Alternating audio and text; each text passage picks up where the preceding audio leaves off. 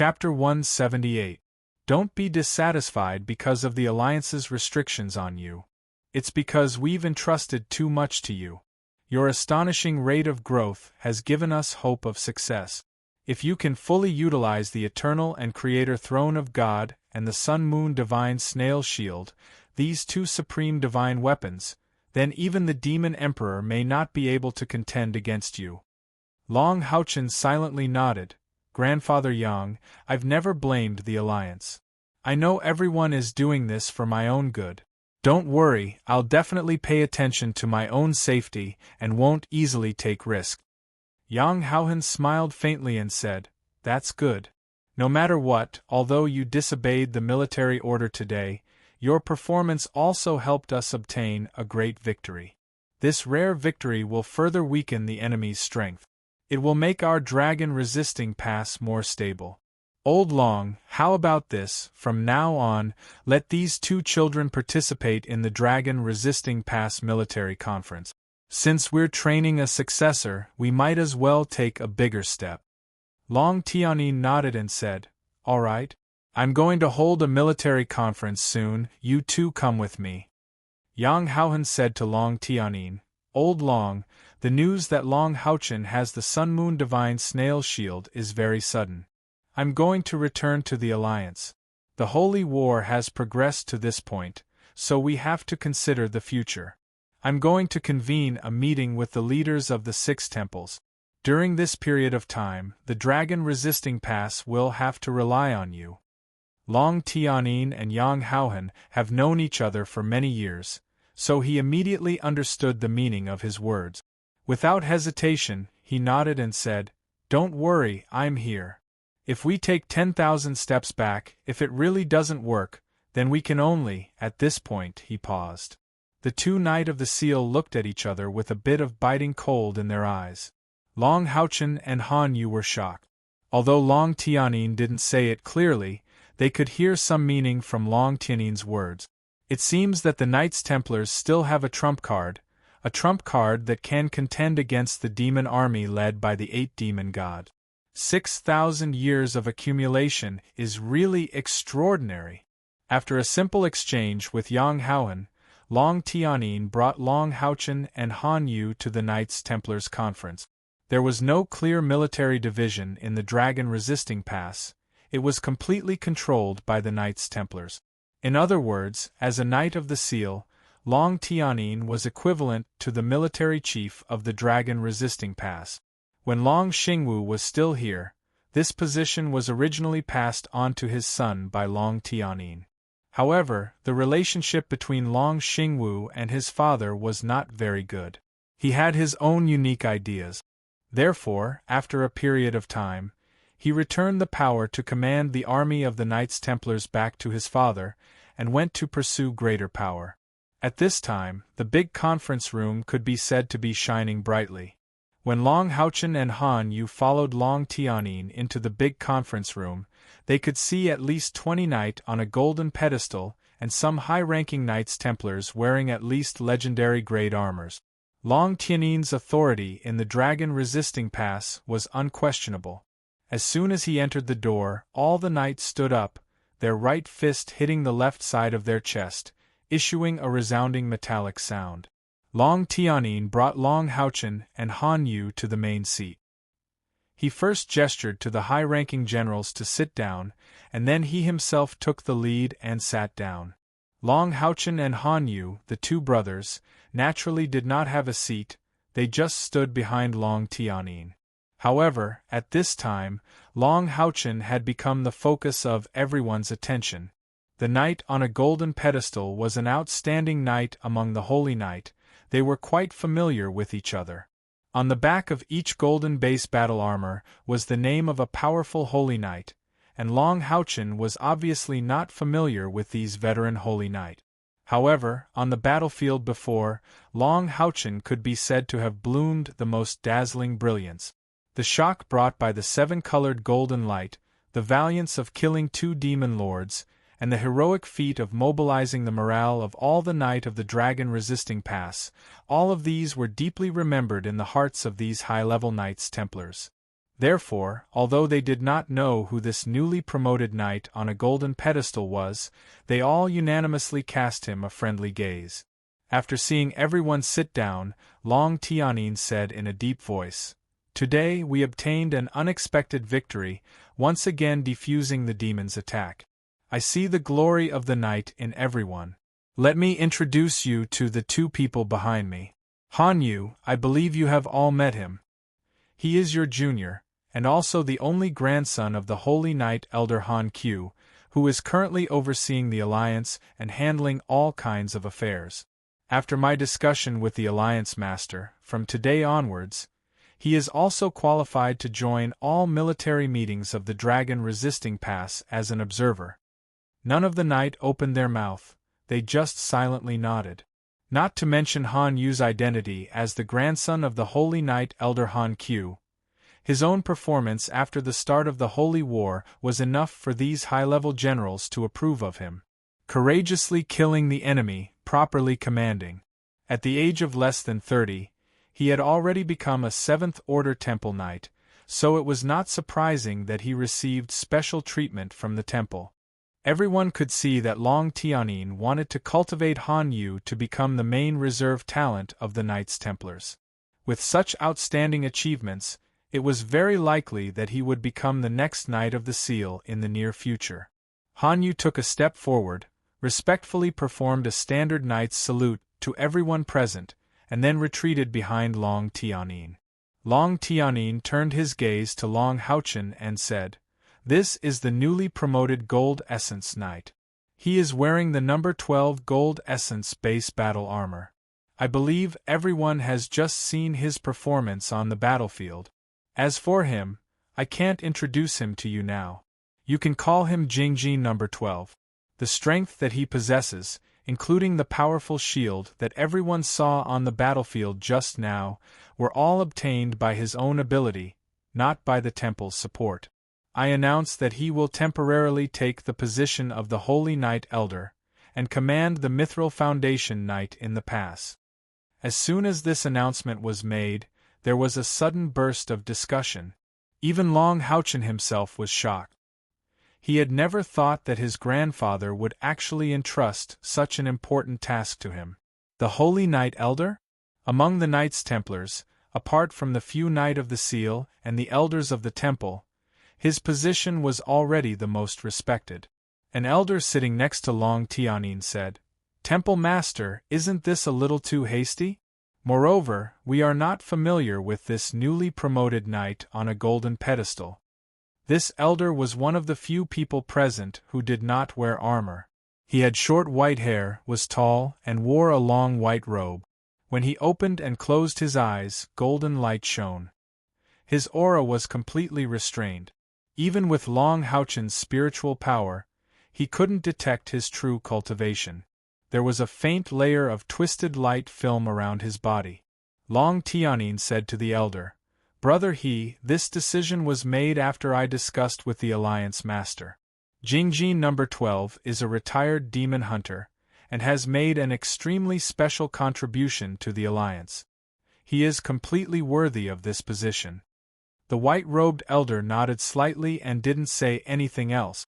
From the way Long Tianyin addressed him, it could be seen that this elder with the surname, he held a high position in the Knights Templars. Long Tianyin turned to the other high-ranking generals and said in a deep voice, "The position of Holy Knight Elder has always been held by Han Qiu, but all these years, Han Qiu has mostly been assisting the Alliance Master in handling some affairs in the Alliance. He has not been able to truly lead the Holy Knight Regiment into battle. I know that everyone here, especially the knight on a golden pedestal, may not be convinced by Jingjin number 12. The temple will never make a hasty decision. I will only mention one of his contributions. If anyone here thinks that he has contributed more to the Alliance than he has, you can bring it up for everyone to discuss. If it is true, then he will be the acting Holy Knight Elder." After hearing Long Tianyin's words, the conference room instantly quietened down. As a Holy Knight, Long Tianyin had an extremely high authority in the Knights Templars. Moreover, the Knights Templars had always been under his command. Therefore, when they saw that he was a little angry, no one dared to question him any more. Moreover, Long Tianyin said that the acting Holy Knight Elder's contributions would be more important, who here had not made great contributions to the Temple League and the Knights Templars. They also wanted to hear what kind of great contributions this newly promoted Jingji No. 12 Holy Knight Elder had made to be able to catch up from behind. After looking around the room, Long Tianyin said, "Not long ago, Jingji No. 12 led his team into the depths of the demons and killed Snake Demon God Andamari, who was ranked 72nd among the 72 demon god pillars of the demons." At this point, he paused. In the conference room, there were already knights' eyes that showed disapproval. Killing a demon god was a great contribution, but Snake Demon God Andamari was only ranked last. Although this contribution was great, it was a bit far-fetched to say that it surpassed all the advanced knight present. Long Tianyin continued, moreover, he destroyed Andamari's demon god pillars. In other words, from now on, there will no longer be a snake demon god among the demons. Boom! The room was in an uproar. Killing Snake Demon God was nothing, but destroying a demon god pillar was a completely different story. It had been 6,000 years since the Dark Age began. For 6,000 years, humans had never had a record of destroying a demon god pillar. They never expected that this Jingji No. 12 could actually do it. This was the first demon god pillar that humans had destroyed, and its significance was unparalleled. It meant that humans had finally found a way to destroy the demons' demon god pillars and shake the demons' foundation. This contribution was second to none in the entire Temple League, not to mention the Knights Templars present. The advanced knights' gaze towards Long Haochen had changed. Apart from curiosity, there was also a sense of respect for a powerhouse. Although they didn't know how Long Haochen did it, but to be able to do this, how could it be ordinary? Elder He, who spoke earlier, slowly stood up and clenched his right fist towards Long Haochen. "I, Deputy Temple Master of the Knights Templars, Holy Knight He Jun, apologize for my doubts just now. You have allowed the Knight's glory to spread across the land. The title of Holy Knight Long Haochen is well deserved." Long Haochen hurriedly returned the salute, and said in a deep voice, "For the Knight's glory." All the knight present repeated his words in unison. "For the Knight's glory." This was the first time a member of the Knights Templars destroyed a demon god pillar. No one in the Temple League could surpass this achievement. As a knight, how could they not feel the glory? He Jun nodded at Long Haochen, then turned to Long Tianyin. "Temple Master, since Jingji No. 12 has made such a great contribution, I think we can remove the acting title and add the Deputy Temple Master title?" What was a Holy Knight? It was the 9th grade knight who had not been recognized by the throne of God. This He Jun was a Holy Knight, and also a Deputy Temple Master of the Knights Templars. Long Tianyin shook his head and said, "No need. The Alliance will not forget his contribution, and neither will we, the Knights Templars. His future position will wait until he is recognized by the throne of God. He is still too young. He is not suitable for a high position." Long Tianyin's words once again shocked the high-ranking generals. What did he mean by waiting until he is recognized by the throne of God? In other words, the owner of the throne of God of order and law, the Knight of the Seal of Control and Restraint, Long Tianyin had already determined that this Jingji No. 12 will be recognized by the throne of God in the future and become the 4th Knight of the Seal of the Knights Templars. This was not something that could be easily said. Even with Long Tianyin's identity, he would not easily say such words. He would not say it without absolute confidence. Moreover, he added that he was still too young? What was too young? How young? Long Haochen did not expect his grandfather to introduce him like this. He did not reveal his identity, but pushed him to the heart of the struggle within the Knights Templars. After a brief moment of discomfort, Long Haochen understood his grandfather's meaning. The purpose of Long Tianyin doing this was very simple. It was to build momentum for him, for his future. Whether it was Long Tianyin or Yang Haoan, they both said that in the future, he must take over the position of the Knight of the Temple Master. Currently, Long Haochen did not actually hold any meaningful position in the Knights Templars. In this case, even if he became a Knight of the Seal in the future, the degree of recognition within the Knights Templars would be very limited. The two Knight of the Seal wanted to train him to understand more about the Knights Templars and gain more recognition from the higher-ups of the Knights Templars. This was also the purpose of letting him temporarily take over the position of Holy Knight Temple Master. It was all to build momentum for him to take over the position in the future. He-Jun frowned slightly and asked subconsciously, "Temple Master, can I ask how old is Jingjin number 12? Is he younger than the Starry Temple Master back then?" After a moment of silence, Long Tianyin said, "When he becomes a Knight of the Seal, everyone will know. For now, keep it a secret. What I said just now, also keep it a secret. Alright, let's start today's meeting." After a series of promotions, from this moment on, Long Haochen had officially become the acting Holy Knight Temple Master. This also meant that he had his own place in the higher-ups of the Knights Templars. Long Tianyin pointed to an empty seat below him and gestured to Long Haochen. At this time, Long Haochen naturally couldn't refuse, so he could only sit down. Han Yu also naturally stood behind Long Haochen, instead of staying behind Long Tianyin. Don't forget, he was Long Haochen's squire knight. This also made everyone more curious about Long Haochen's identity. Some even thought that this person was really Holy Knight Han Q Temple Master. Otherwise, why would Han Q's grandson, a rank 7 Temple Knight, follow him, and not stand behind Temple Master Long Tianyin, who had just announced that he was qualified to participate in the military meeting? The highest-level military meeting of the dragon-resisting mountain pass began. The generals had a clear division of labor, and the detailed battle statistics had already been summarized. This included their own casualties, the estimation of local casualties, the enemy's current troop deployment, and a series of detailed data.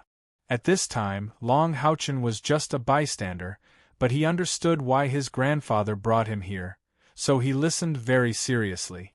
With his amazing memory, he only needed to pay a little attention to remember all the data. In the previous battle, the Knights Templars' losses weren't that great. There were many wounded, but there weren't many who were seriously injured or killed. This was also because of the Knights Templars' own tactic.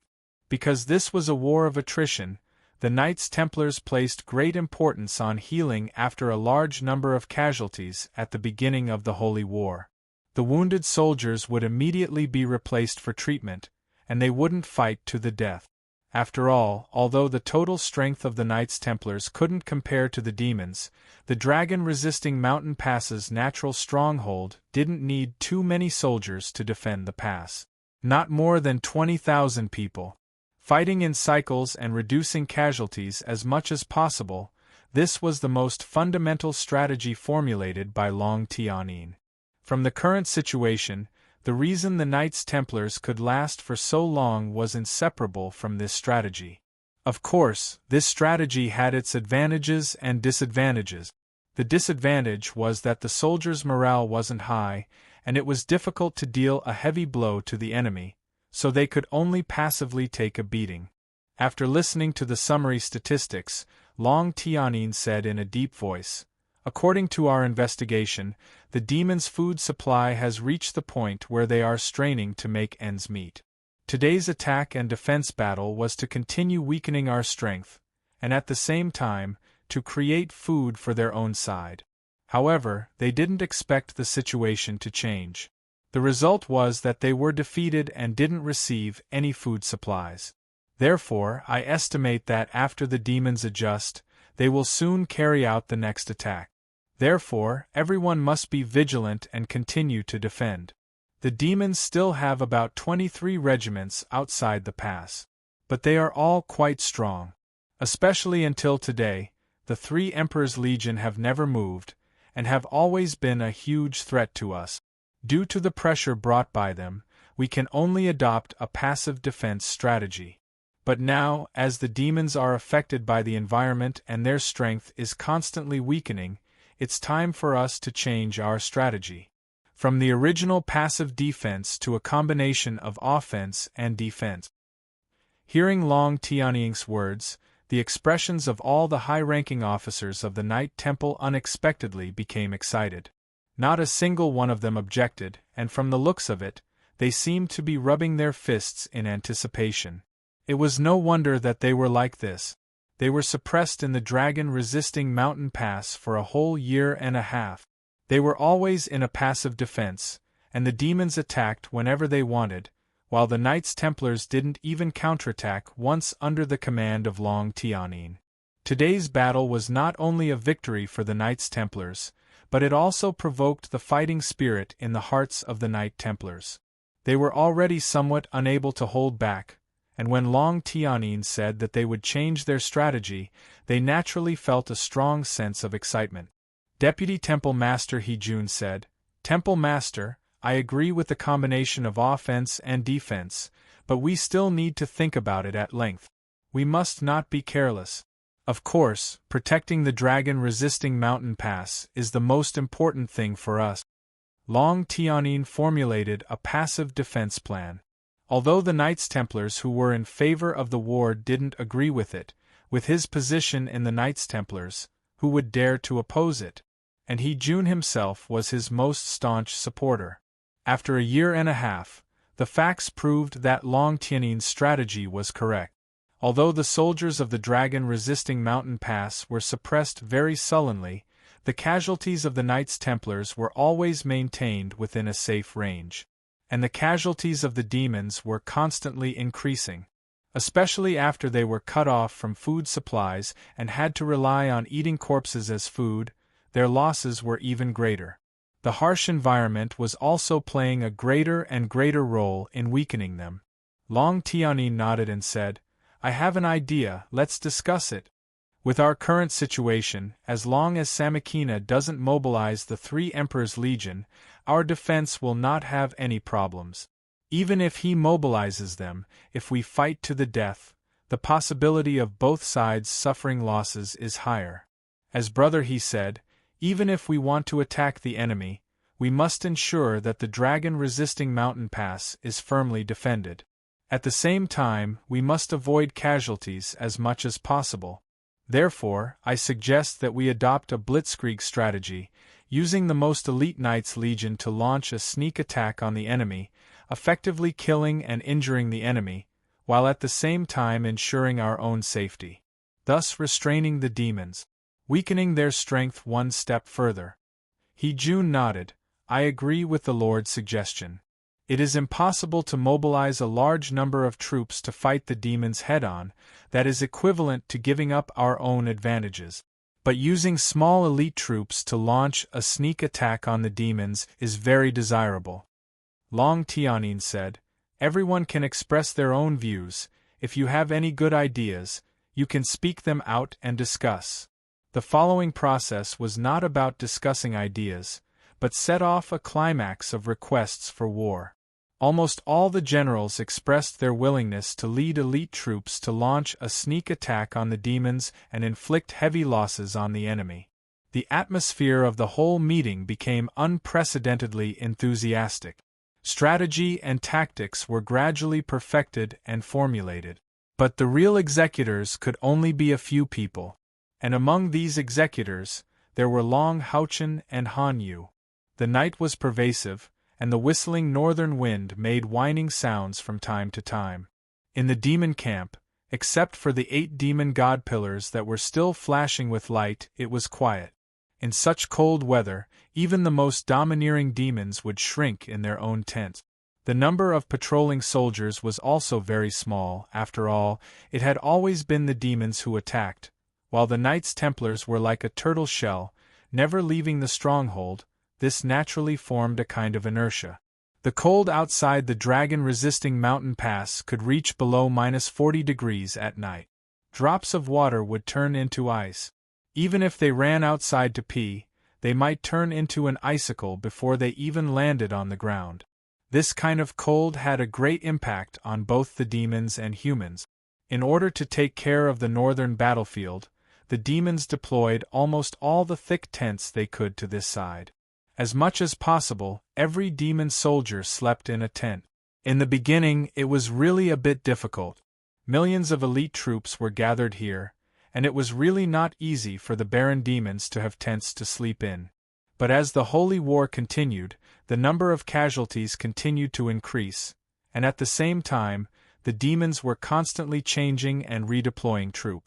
Now, they were finally able to barely squeeze through the army besieging the dragon-resisting mountain pass. A tent of 20 square meters could sleep at least 10 demons.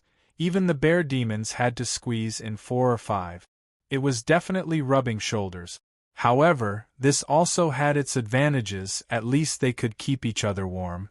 The dusty joint tents stretched for dozens of miles, and the tents were very close to each other, crisscrossing densely to resist as much as possible the cold wind.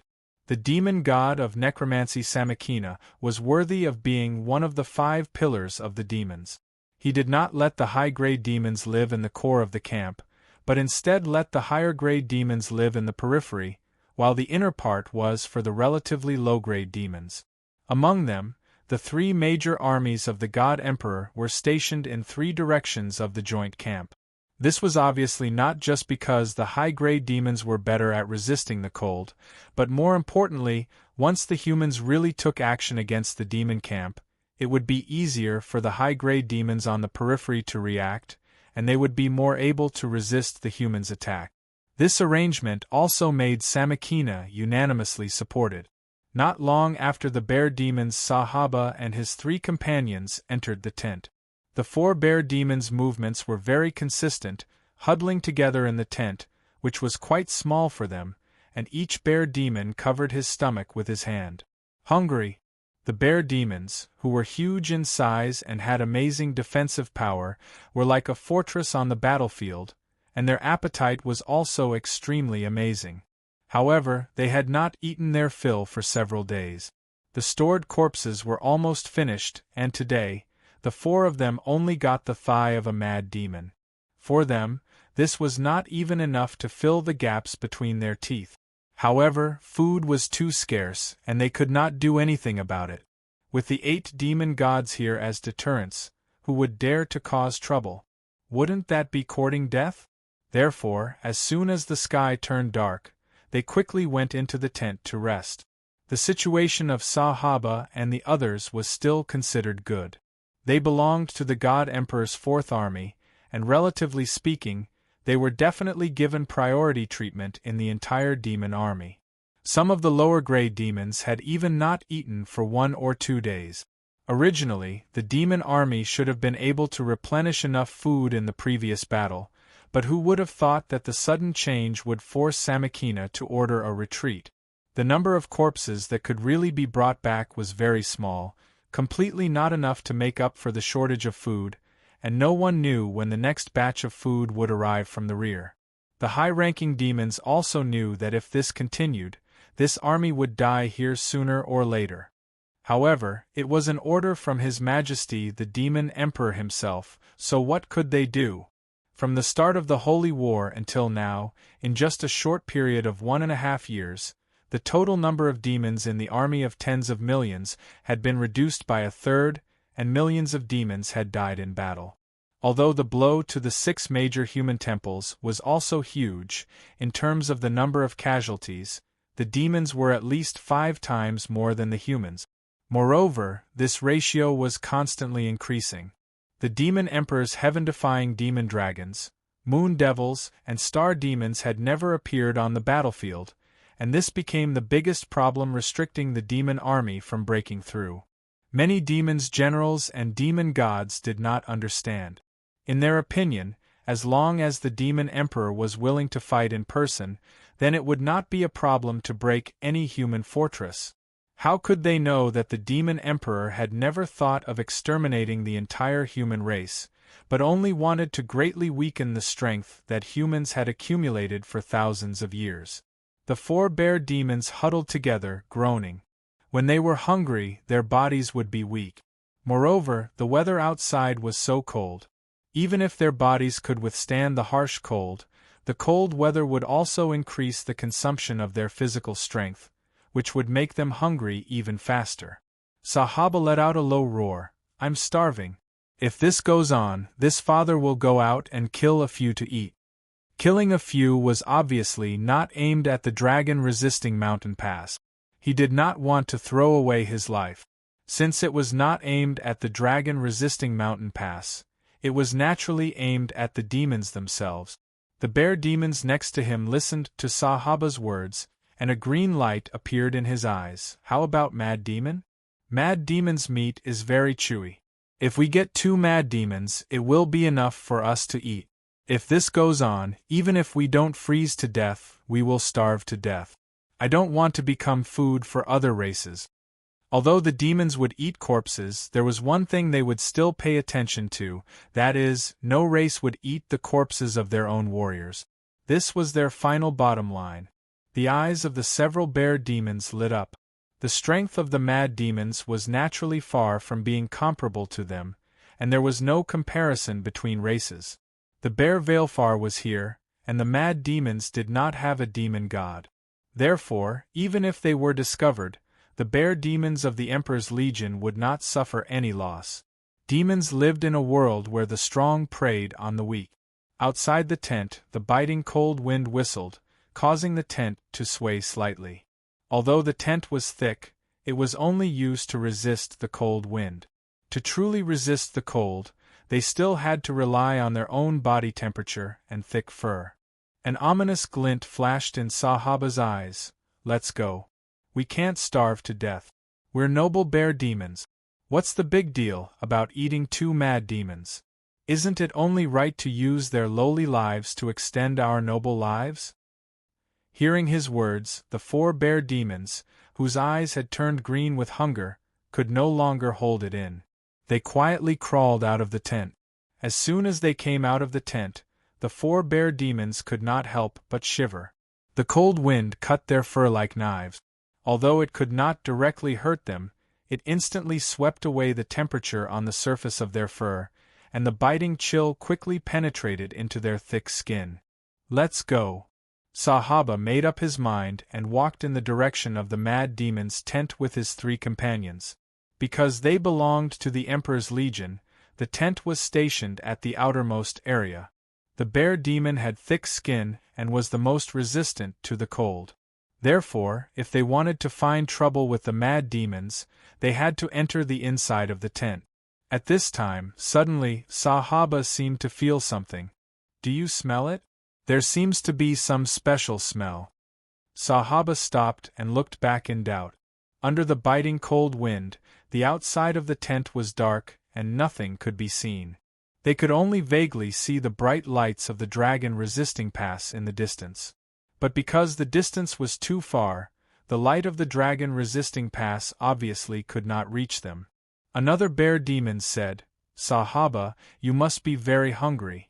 Do you smell barbecue? Hey, I really want to eat some barbecue. As soon as this was said, several bear demons, including Sahaba, swallowed their saliva at the same time. Yes, if only there was delicious barbecue, that would be great. Just when Sahaba thought that his feeling was wrong, and that it was just because of excessive hunger, suddenly, a silent figure touched behind them. This figure was completely covered in a big black cloak, almost integrated with the night. Moreover, there was an obvious distorted light around his body, completely concealing his own breath. The golden light shone almost instantly, and Sahaba and the other 4 bear demons felt a cold warmth almost at the same time. The next moment, they didn't know anything. The 4 huge corpses slowly fell to the ground. On each of the 4 heads there was a bloody hole, a blow through the brain. This was an attack that even screams made them unable to make a sound. And on the body of the bear demons, the hardest part is the head. What kind of strength does it take to do this? There was no need to worry about the spread of the smell of blood. In such a cold situation, the 4 bear demons didn't even have blood spreading out of their bodies, and the corpses were directly frozen.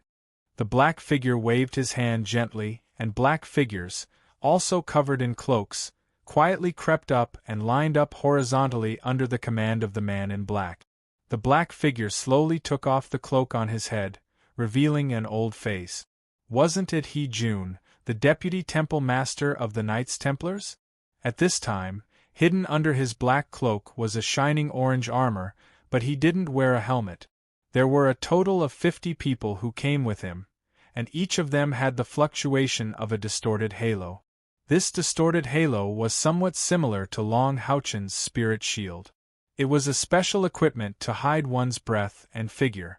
It belonged to the spirit attribute.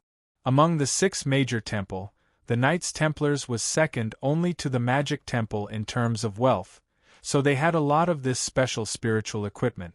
At this time, these powerhouses of the Knights Templars each wore a necklace called Spirit Barrier around their neck. Chapter 179.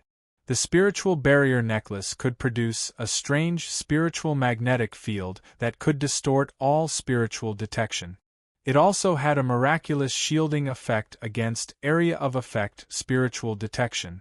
With the spiritual barrier necklace, the knight could hide their aura to a large extent. Coupled with their high cultivation, even a demon god-level powerhouse would have to concentrate and probe in a fixed direction to discover them. June clapped his right hand lightly, and the 4 bear demons' corpses were quickly stored into his storage spiritual weapon. If possible, they would never leave food for the demons.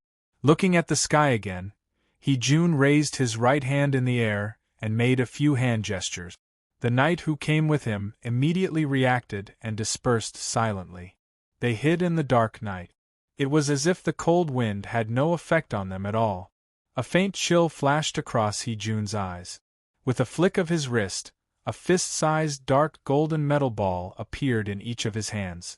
Looking at the metal ball, his eyes instantly revealed a fanatical look.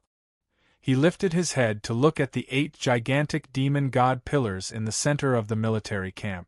He also hid in the darkness, in the main tent of the demon's army. At this moment, Samina, the undead demon god, had yet to rest. He had summoned the other demon gods. 7 of the 8 demon gods were present. Only the berserk demon god Anan wasn't present. In fact, Anan had disappeared since the start of the Holy War. He only left his demon god pillars here, according to the demon emperor's request. With regards to Ananda, even with the status of the devil god of death, Saminaga, he could do nothing about it. Anan's individual strength was enough to compete with the top 5 demon gods. At least, he wasn't any weaker than Samakina or Marbas. However, he didn't have his own race and only pursued strength. Who could do anything to a lone demon god like him? He only obeyed the demon emperor's orders. As for the other demon gods, they were at most sparring partners in his eyes. There was a reason why Anan was called the berserk demon god. As long as he fought, he didn't care if his opponent was a human or a demon. He would definitely fight to the death and wouldn't stop until there was a clear winner. Therefore, even Samakina and the rest, who were also demon gods, wouldn't be willing to spar with him. Even the demon gods thought that Anan was a madman. It was better that this lunatic was not in the military camp. In Ananda's original words, there was no goal for him in the Dragon Defense Pass. Samakina sat in the commander's seat. Below him was the bear Veilfar. The other 5 demon gods were ranked much lower than them. Naturally, they had to sit further down and watch Samakina. The death demon god wasn't in a good mood. The gray aura on his body was faintly discernible. He squinted his eyes as if he was thinking about something. He hadn't said a word for a long time. "Fourth brother, we still have to continue the war tomorrow. This time, should we increase our strength? Otherwise, my brothers will cause trouble. They haven't eaten their fill for a few days. If this continues, I'm afraid it won't do." The one who spoke was Veilfar. He was in charge of the bear demon. In terms of strength, he was one of the best among the demon gods. Naturally, he was on equal footing with Samakina. Samakina nodded and said, "I didn't expect such an accident to happen today." At that time, the morale of the humans was already at its peak. Continuing the war was very disadvantageous for us. Therefore, we could only retreat. These humans are really despicable. They actually stole the corpses of our people. Tomorrow's holy war is inevitable. It's time to teach the humans a lesson. Valefor snorted coldly. I really don't understand why His Majesty wants us to maintain the war of attrition. If he had sent the 3 armies of the God Emperor, we might have broken through long ago. Would we still be in this state where we can't even eat? The humans must have a large amount of food reserve. Samakina's eyes revealed a hint of sternness. He glanced coldly at Valefor and said, If you have the guts, say that directly to His Majesty. Valefor was instantly speechless. He looked at the 5 demon gods below him with a fierce gaze. Did I say anything just now? What did the 5 demon gods dare to say? They immediately shook their heads quickly to express their support for Valefor. Samakina said in a deep voice, Enough. We need to discuss tomorrow's operation. As the war continues, our losses will increase. If this continues, we might become the final loser one day. His Majesty's order is for us to continue to deplete the humans' strength. For our own sake, we have to show them some power in tomorrow's battle. It's also time for our people to improve their meals. It's not a solution to always eat our own people. This time, even if the Knights Templars don't die, they must at least lose a layer of skin. Valefor was overjoyed. Fourth brother, are you going to mobilize the Emperor's Legion? Samakina nodded and said, Mobilize 2 Emperor's Legion to assist in the battle. We can't mobilize all of them. Last time, the God Emperor's 2nd Legion was inexplicably greatly reduced in number. His Majesty was furious and even I was punished. The Emperor's Legion is the foundation of US demons. We need to reduce our losses as much as possible. The bear Valefor said, I'll go tomorrow too. I want to meet that Long Tianyin. Let's see if his throne of God of order and law can fight me to a draw. The other Knight of the Seal is in your hands. Samakina shook his head and said, No, we still can't make a move. Once we join the battlefield, then it will definitely be out of control. It will evolve into the final battle, which His Majesty will not allow. Moreover, don't forget that almost all the main forces of our 2 races are gathered here. Can you afford to lose them? Valefor frowned slightly and said, In any case, we'll listen to you. We'll do whatever you say. Samakina glanced at him and sneered in his heart. Valefor, do you think I don't know you? You seem very reckless on the surface, but in your heart, you are more insidious than anyone else. The bear demons ranked 6th in the God of Demons and did not enter the 5 pillars of demons. How could he not covet it?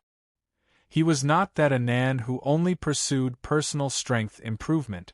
Among the 5 pillars of demon gods, the demon emperor's position was unshakable.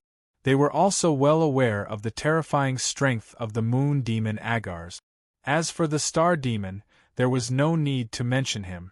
The demon's prophet was the most important helper of the demon emperor. Whoever dared to target him must face the wrath of both the demon emperor and the moon demon Agars. Moreover, the star demon's own strength was very terrifying. Who dared to say that they could withstand the great prophecy spell? Among the demons, there had long been rumors that the star demon was the only existence that could threaten the demon emperor. In addition to these 3 unshakable, then, if the bear Valefor wanted to rise to the top, there were only 2 targets: the undead demon god Samakina or the hell demon god Marbas. On the surface, Valefor seemed to listen to Samakina, but Samakina knew very well that this guy could stab him in the back at any time. He did not participate in the commander of the army, but he was very aware of the strength of the bear demon. He was waiting for Samakina to make a mistake. Therefore, Samakina was very wary of Valefor. The ranking of the 72 demon god pillars of demons was not fixed. As long as one was strong enough, anyone could challenge them. Of course, this kind of challenge was under the premise that the demon god pillars were not used. The higher the ranking of the demon god, the more stable their position was, and the fewer challenges they encountered. At least, the ranking of the top 10 demon gods had not changed for hundreds of years. Just as Samakina looked at Veilfer and secretly cursed in his heart, suddenly, the 7 demon gods present were shocked at the same time and looked in one direction. Enemy attack? Veilfer's eyes revealed a look of shock, because just at this moment, they clearly felt a strong and huge light element erupt at the edge of the demon camp. The 7 demon gods quickly rushed out of the commander's tent and looked in the direction of the light element. They saw that in the distance dozens of strong golden lights soared into the sky, illuminating the dark night sky. Then, a huge ball of light fell toward the demon camp. Each of these golden light balls was about 1 meter in diameter, and they fell in the same direction. After dozens of light balls flew out, dozens of golden figures immediately soared and shot back in the direction of the dragon-resisting mountain pass. Not good! Samakina shouted, and his figure rushed out like lightning. With his tyrannical cultivation, it only took a moment for him to rush to the scene of the accident. However, when they came out, those light balls had already fallen in one position. Even if Samakina's reaction was fast, he had to go through the process of discovering the light element, finding it, and judging it. And this short period of time was enough for the knight to sneak attack on the demon camp. Boom, boom, boom, boom, boom, boom, a series of terrifying booms accompanied by intense golden flames soared. Because those balls of light were falling in the same direction, the booms sounded almost at the same time. The terrible golden light instantly blew away dozens of tents in the surroundings. Not only that, but it could also be clearly seen that the golden light balls were rapidly superimposed, and every time they superimposed, the terrible roar would be amplified. The range of the golden light did not expand, but as the sound became louder, the color of the golden light began to change. From the initial bright gold, it gradually turned white gold, then red gold, and finally into a deep dark gold. During the process of the golden light changing color, Samakina had already arrived at the core of the explosion. However, at this time, he could not do anything. To be precise, he did not dare to do anything. Samakina did not know what those light balls were, but he knew that the power of these light balls was not great, but when superimposed, they burst out with power similar to a light forbidden spell. Any forbidden spell of any attribute was irreversible after it finished erupting. The most Samakina could do was resist its attack. And if he wanted to completely resist this forbidden spell with his own strength, then he must burst out with a stronger forbidden spell. However, even with Samakina's strength, it would take time to complete a forbidden spell. Moreover, this was the military camp of the demons. If he added a forbidden spell, it would only cause more losses. The power of the demon gods was undoubtedly displayed at this moment. Samakina let out a furious howl, and the other 6 demon gods followed immediately.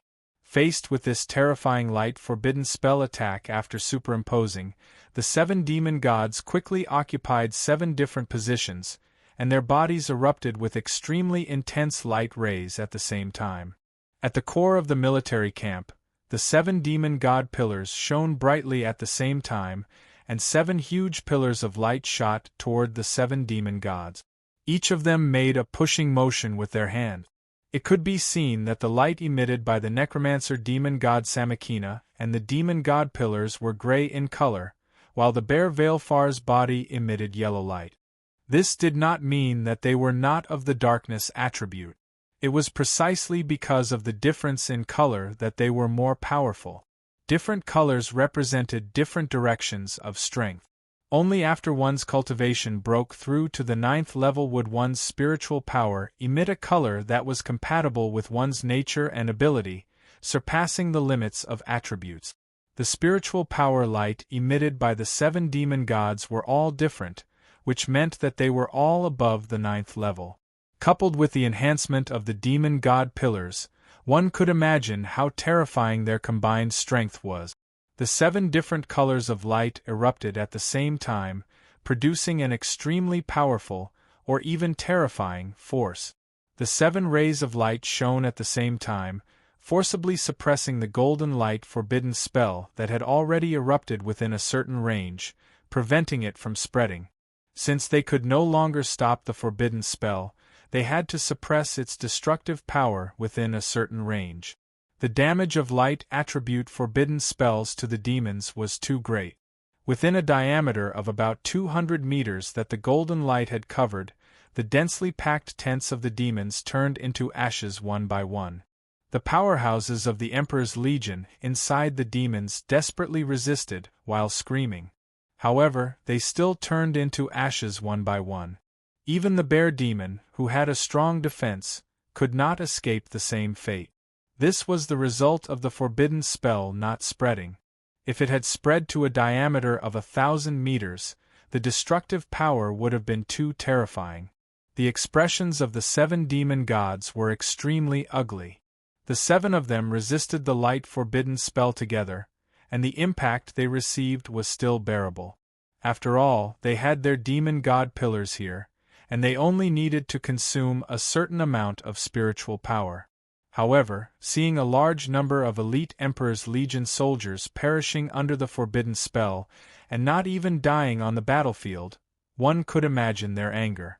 It seemed that they could only do this much, and could only watch as everything happened. They could not even chase after the knight who had already escaped. At this moment, in another direction of the demon camp, where the Emperor's Legion was stationed, dazzling golden light balls suddenly appeared and attacked the same point. This time, the expressions of the 7 demon gods really changed. Even the undead demon god Samakina's face had turned livid. This was the first time since the start of the Holy War that the Knight of the Dragon resisting pass had attacked the demon camp. They did not expect it to be so decisive.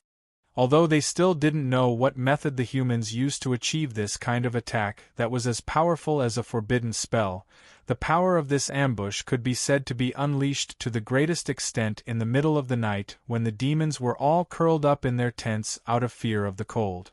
On the side of the 7 demon gods, the power of the light forbidden spell had just erupted to the greatest extent.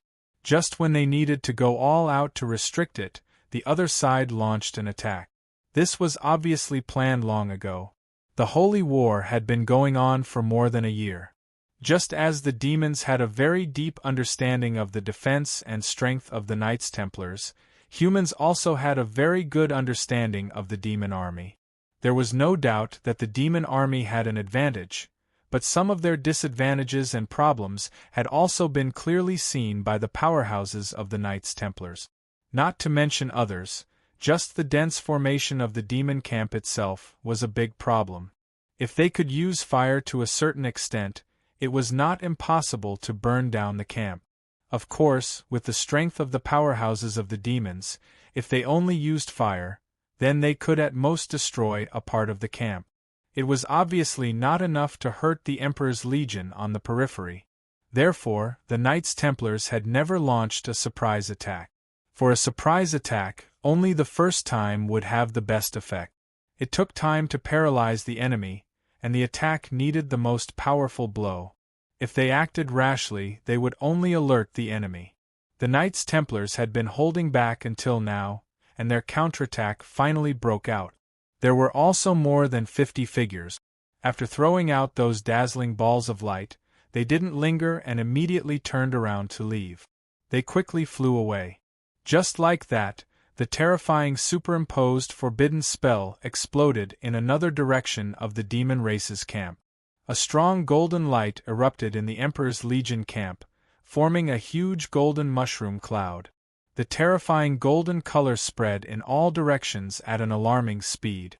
Although the demon army had already felt a large number of powerhouses wake up from their sleep when the first forbidden spell was released. However, everything happened too quickly. Even the 7th and 8th grade demons could not react as fast as the 7 demon gods who were in a meeting.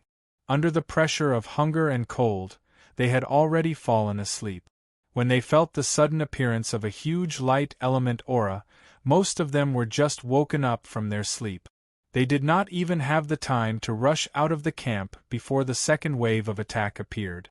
In the next moment, the powerhouses of the demons within the range of the light element forbidden spell were quietly devoured.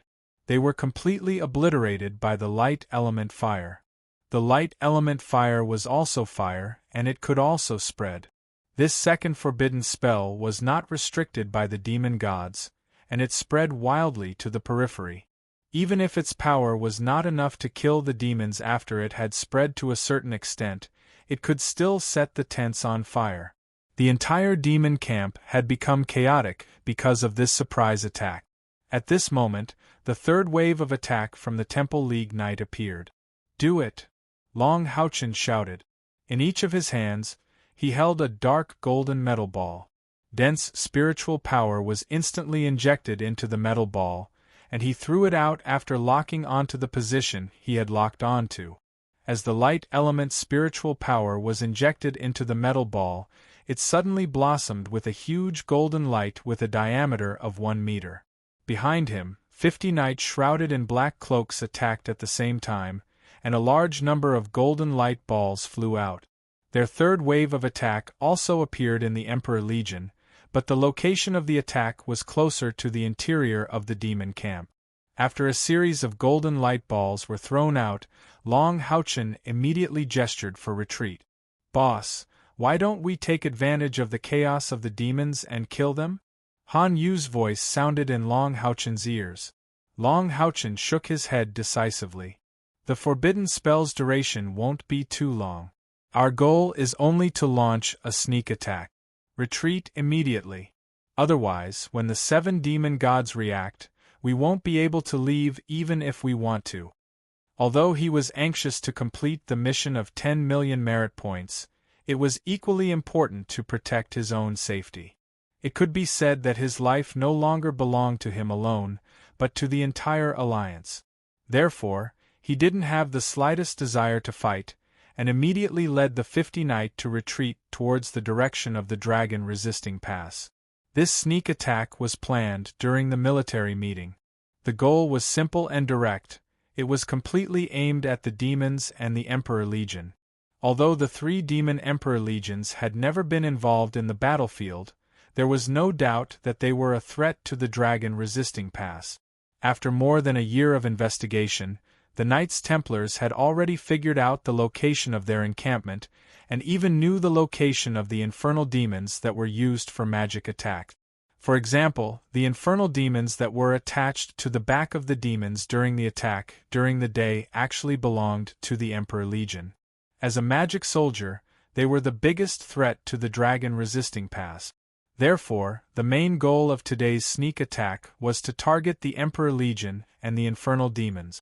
The metal ball that appeared in the hands of He-Jun, Long Houchen, and every knight that came to attack was a secret weapon of the Knights Templars, and it was the first time it appeared on the battlefield. This weapon was called the light bomb. It was a powerful weapon that purely used light elements to produce explosive damage. It was also a good thing that the Knights Templars kept hidden away. When they first developed this thing, it was developed for magic cannons. There was no doubt about the power of magic cannons, but the energy consumption was also extremely high. A 5th or 6th grade magic crystal would often be emptied after just one shot. Even a 9th grade magic crystal wouldn't last for too long.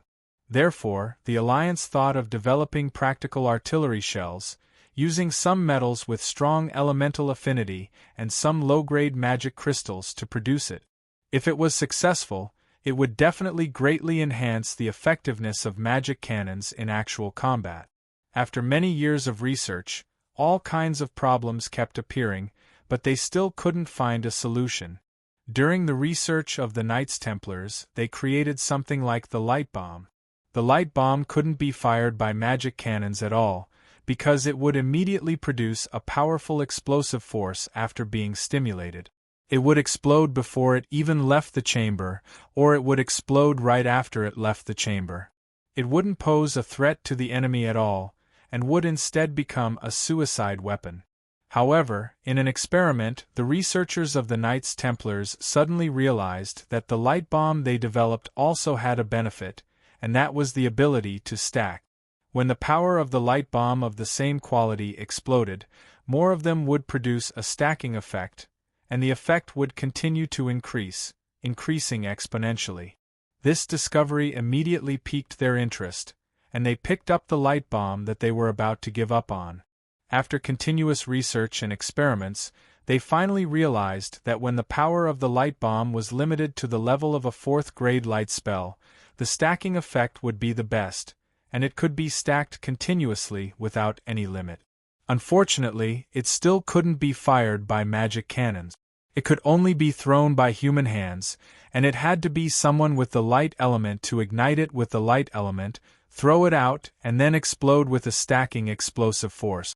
However, after this thing was developed, it was quickly criticized because, on the battlefield, it was too difficult to stack it. A light bomb was only a 4th-grade spell.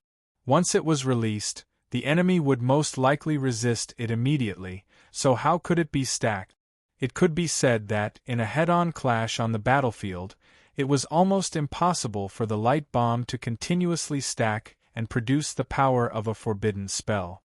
Moreover, although the light bomb itself could only produce the power of a 4th-grade spell, the production cost was extremely high.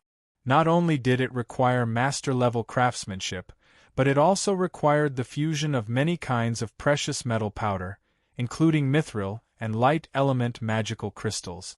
The failure rate was also very high. Hence, although the research was successful, the number of light bombs produced in the end was very small. Precious metals were easy to obtain, but light element magical crystals were too difficult. They couldn't let the Knight Templars go to the Knights' Holy Mountain to hunt for them, right? Hence, in the treasury of the Knights Templars there were only a few hundred light bombs, and after they were developed, they had never really used them. However, since they had expended so much effort to create this thing, the Knight Temple had naturally considered the circumstances under which they could display their greatest might. That was to launch a sneak attack against the enemy. Only in this way could they display the superimposed effect of the light bomb. In today's ambush, it was also the first time that the light bomb appeared on the stage of history. For this ambush, the military of the Knights Templars had carried out an extremely detailed plan. Only the first ambush would have the best effect. Hence, Long Tianyin finally decided to take out all the trump cards. Attacking from 3 directions was also part of the plan. Moreover, it was a rhythmic 3-way attack, so that the 7 demon gods would not be separated. This was to ensure that all the members of the ambush could retreat unscathed. After all, those who participated in this ambush were all Mithril Foundation Knight. Apart from Han Yu, the others were not Mithril Foundation Knight. Only leaders like Long Haochen and He Jun were stronger. This kind of strength was also something that the dragon-resisting fortress could not afford to lose. The first wave of attack was undoubtedly the most dangerous, because they were likely to face the pursuit of the demon gods. Hence, He Jun, the Holy Knight, personally led the first wave, while Long Haochen and the others were placed at the last wave, to further ensure their safety. Under such circumstances, how could Long Haochen not understand his grandfather's painstaking efforts? Although he had not truly acknowledged his grandfather, this was a battlefield, and as a soldier, he had to obey orders. More than 50 figures shot out like lightning, each of them spreading their spiritual wings and flying at high speed. Long Haochen deliberately stayed at the back, summoning the Star King, and at the same time, paying close attention to the movements behind him. The entire ambush plan was almost perfect. Apart from the power of the first forbidden spell being limited by the 7 demon gods, the power of the other 2 forbidden spells could be said to be fully unleashed. Even if it was not enough to destroy the Emperor Legion, it would at least wipe out the infernal demons in the Emperor Legion. This was the terror of forbidden spells. In the face of this kind of ambush, the average infernal demon with the strength of grade 6 and above did not have much ability to resist. Even the demonic bear, with its strong defense, would die in such a terrifying attack, let alone them, who had fragile bodies. At this moment, the 7 demon gods' anger had reached its peak. The power of the forbidden spell in front of them had just begun to weaken, but the other 2 forbidden spells had already erupted. Even though the other grade 9 powerhouses in the demon camp had stepped forward in an attempt to weaken the power of the forbidden spells, they did not have the protection of the demon god pillars, after all, so they did not dare to take it head-on. Hence, 2 huge golden mushroom clouds could be seen exploding in the demon camp. The necromancer demon god Samakina gnashed his teeth so hard that they almost broke. Since the start of this holy war, although the demons had always suffered great losses, this was the first time they had suffered such a blow. Those were the 3 great Emperor Legion that belonged directly to the demon emperor. The heavy blow the God Emperor Legion suffered last time had incurred the wrath of the demon emperor. The legion commander of the 2nd Legion, who was also a demon king under Samakina, was almost killed by the demon emperor. Even now, he was still recuperating. This time, the 3 great Emperor Legion had suffered a heavy blow. Even with his identity, the demon emperor would not let him off easily. At this moment, Samakina suddenly noticed the last batch of human knight retreating. He immediately saw the Star King under Long Houchen. That was the king of the Starlight Unicorns. Even in the eyes of a demon god of Samakina's level, it was a rather powerful light-type magical beast. Moreover, during the day, he had just seen the radiance of the divine weapon released by the master of the Star King. How could he forget it now? Seeing Long Houchen, Samakina's heart stirred. He secretly thought that if he wanted to make up for the loss of the 3 great legions and bring the demon emperor's wrath, he could only rely on this divine weapon. To be able to hand over a light attribute divine artifact, although the demon gods couldn't use it, it should be enough to quell the demon god emperor's anger. Therefore, after thinking about it, he immediately took action. The huge gray wings flapped quietly. In the next moment, his body was like a gray meteor, chasing after Long Houchen. After all, Long Houchen was a human and not a god.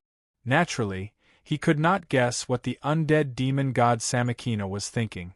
How could he have expected that because he did not want to use his spiritual wings to expose his identity, he would attract the undead demon god because of his relationship with the Star King? Samakina's sudden departure shocked the other 6 demon gods. This was because the forbidden spell below was not over yet.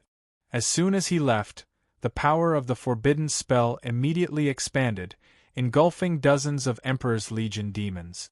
However, the Bear Veilfar was the only one who truly understood his intentions. This was because he had also noticed Long Houchen and was prepared to chase after him. However, Samakina beat him to it. Under such circumstances, Veilfar could not attack anymore. Otherwise, it would be considered Samakina's provocation.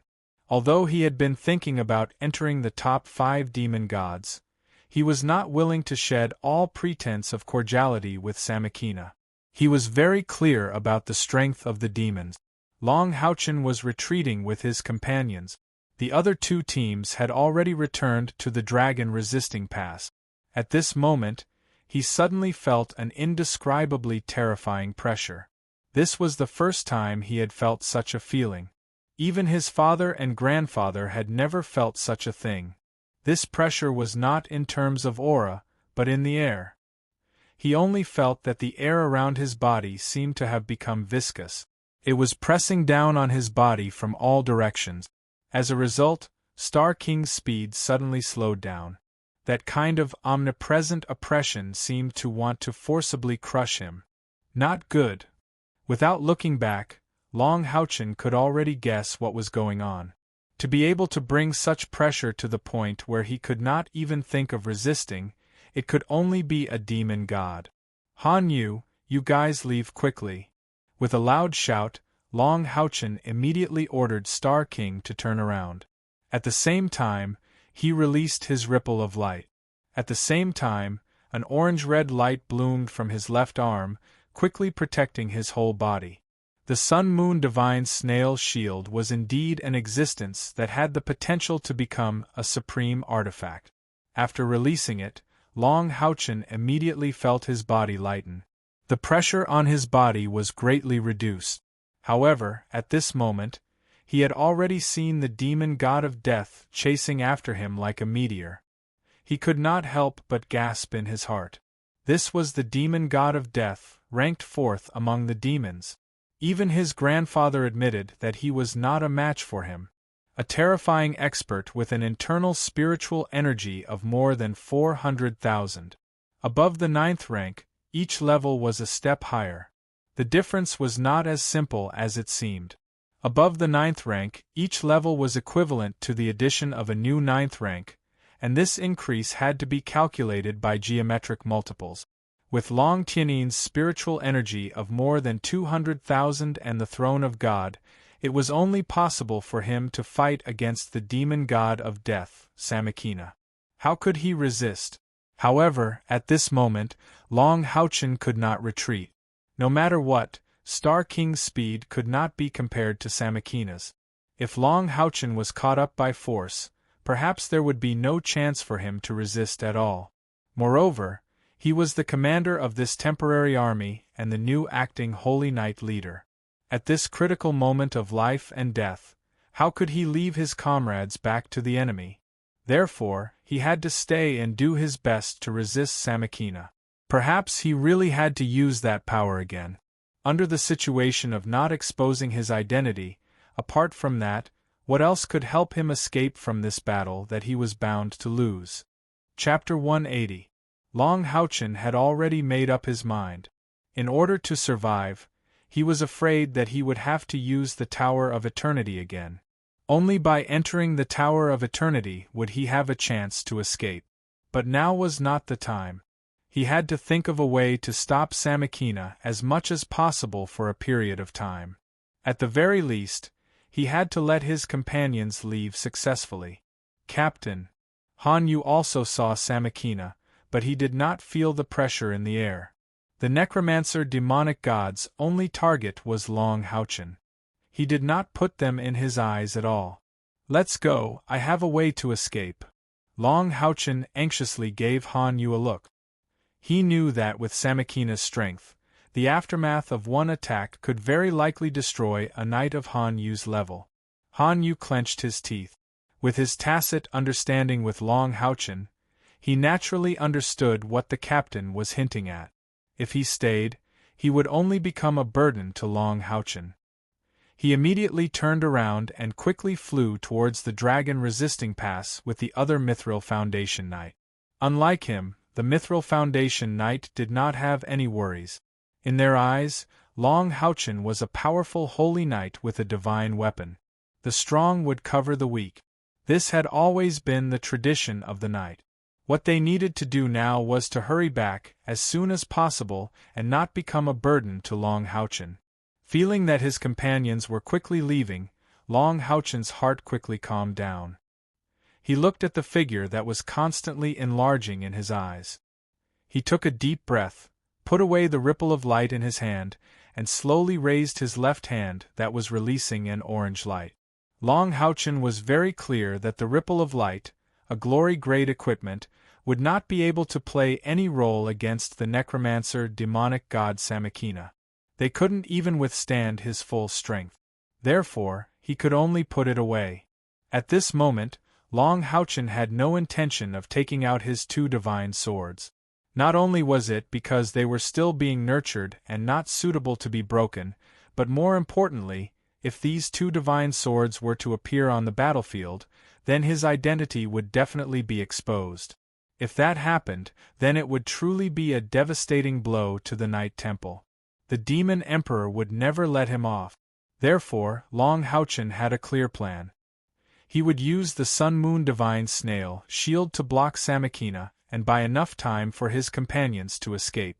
At the same time, he also believed that on the side of the dragon resisting mountain pass, his grandfather, who was watching over the demon camp, must have already discovered the situation here. Unless absolutely necessary, he would never use the Tower of Eternity's teleportation ability. The necromancer demonic god Samakina watched as Long Houchen raised his left hand. His forward flying speed also slowed down. During the day, he saw the power of the shield with his own eyes. He didn't know how this sun-moon divine snail shield was transformed into a divine weapon. Facing a divine weapon, even if he was sure that he had the absolute advantage, he wouldn't be careless. The sky behind Samakina turned completely gray in an instant. A huge and ferocious demon's head flashed in the gray. The huge gray airflow almost instantly swallowed Long Houchen. The monstrous aura of death was like the wailing of countless resentful spirits. All of this took a long time to describe, but in fact it happened in a few blinks of an eye. From the time Long Houchen and the others retreated to the time when Samakina caught up, only a few seconds had passed. At this time, Long Houchen had completely gotten rid of the distracting thoughts in his mind. If it was an 8th step Saint Knight, facing a powerhouse of the necromancer demonic god's level, perhaps his heart would have already panicked, not to mention exerting his full strength. But Long Houchen wouldn't. He was the son of light, a god's chosen one. After more than a year of painstaking seclusion, his heart had long been cleared of all distracting thoughts. Thus, he'd practically instantly entered into the enlightened sword heart that belonged to him. Samakina's terrifying necromancer domain surrounded him, but also at this time, the orange light on Long Houchen's left hand had already fully shone. An incomparably dense sword intent unexpectedly erupted from this shield. The huge orange light wheel forcibly supported a world that belonged to Long Houchen in the necromancer domain. Samakina's pupils suddenly contracted, and his flying speed decreased a little again. He had felt this sword intent before. On that battlefield, a sword intent similar to this had even injured the Demon Emperor. Although Samakina didn't live as long as the Demon Emperor, he was already more than 300 years old. He had personally witnessed the scene when the temple master of the warrior temple, the radiant sword god Yi Wushang, challenged the Demon Emperor. That battle ended very quickly. How could Yi Wushang's strength compare to the Demon Emperor's? However, he relied on that powerful sword intent that staked everything on one throw to injure the Demon Emperor before he perished. At this time, Yi Wushang once again felt the sword intent from the knight in front of him, who was wearing the golden foundation armor. Compared to the sword intent of the radiant sword god Yi Wushang, the sword intent in front of him was not as strong, but its aura was more powerful. Yi Wushang's sword intent was full of unparalleled persistence and sharpness, but the sword intent of the knight on a golden pedestal in front of him was more penetrating and awe-inspiring. The sword intent was different, but its power was obviously not much inferior. Moreover, the sword that Yi Wushang used back then was a divine sword. That divine sword was also a divine weapon, but the weapon of the knight on a golden pedestal in front of him was even weirder. He actually used a shield that could exert the power of a divine weapon to release sword intent. Samakina had lived for more than 300 years, but this was the first time he had encountered such a situation. Therefore, he had no choice but to be cautious. In Samakina's view, since Long Houchen could wear the epic golden foundation armor and control a divine weapon, he must be a 9th-stage powerhouse at the same level as the Divine Knight. He was not the Knight of the Seal, but with a divine weapon, his strength should not be much worse than Long Tianin's. Therefore, his judgment of Long Houchen's strength had reached another level. Especially when he saw that his powerful sword intent actually propped up a sky in his realm of death, he was even more certain of his judgment. Long Houchen did not think much at this time. At this time, there was only a sword in his heart. Yes, the Sun-Moon Divine Snail Shield was not a sword, but this did not affect Long Houchen from releasing his sword intent, even if he was empty-handed. Because he had a sword in his heart. If his sword intent was described with spiritual power, then, 1.5 years ago, his sword intent was at most in the form of mist in his heart, and he could barely see a trace of the shape of a sword. But today, 1.5 years later, the sword intent in his heart had completely turned into a liquid state. And it had been shaped. Judging from the sword intent alone, the current Long Haochen could indeed be compared with Yi Wushang. The only difference was cultivation and a deeper understanding. After all, he was still too young, and there was still a huge gap between him and Yi Wushang, who had been practicing swordsmanship for hundreds of times. However, not everyone could have this sword intent. It was not so easy to suppress the dead spirit demon god. Samakina had already made his move.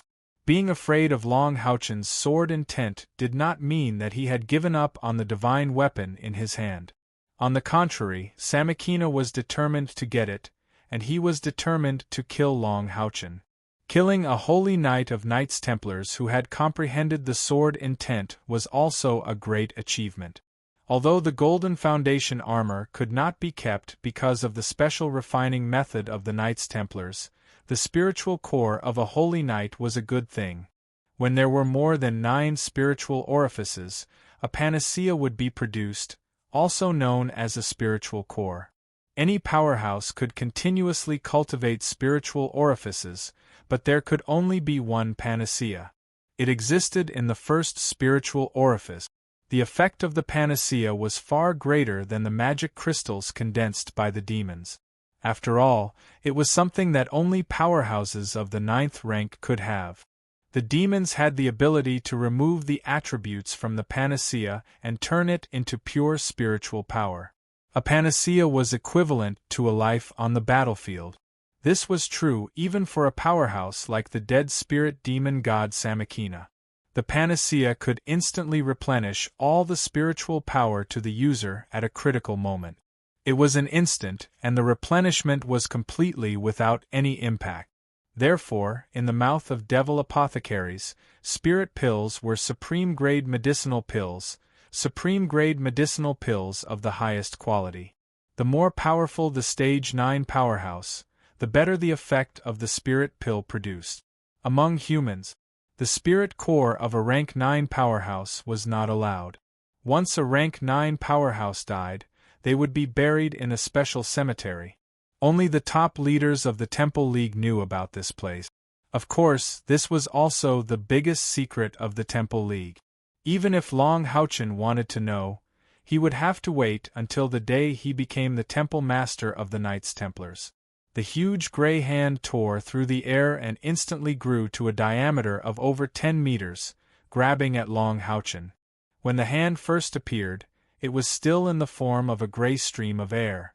However, when it was about to close, it had already solidified. Long Haochen was not afraid in the slightest. His eyes were clear and cold. His left hand, which was raised high above his head, slowly lowered. The orange-red light suddenly intensified. One could clearly see an orange-red light wheel with a diameter of over 10 meters slowly descending. The incomparably dense sword intent just a moment ago had disappeared in an instant. Apart from the orange-red light, there was only the golden halo that spread from Star King's body to cover Long Haochen's entire body. Poof! The light wheel collided with the gray hand. Samakina's right hand made a clenching motion. Suddenly, a terrifying aura of darkness and death erupted around Long Haochen's body. The terrifying spirit force fluctuations could be clearly felt even in the belly of the dragon resisting pass. Although being valued by the necromancer demon god would reduce the frequency of Samakina's attacks, at the same time, it would also draw out the necromancer demon god's true strength. A powerful attack. A faint light flickered. Long Haochen's eyes revealed a hint of coldness. At this moment, in his perception, there was only death and darkness around him. However, in his heart, the liquid sword intent burst out at an unparalleled speed. Long Haochen only felt a ding sound in his heart. This feeling was very difficult to describe. It was as if something had broken, but it also seemed as if something had appeared. It was as if something had been broken and then rebuilt. A trace of enlightenment instantly came to his mind. However, at this moment, he clearly did not consider these possibilities. The light wheel that floated out contained all the power of his sword intent. Dragon resisting pass. An intense blue-golden light was shooting towards the demon camp at an unparalleled speed.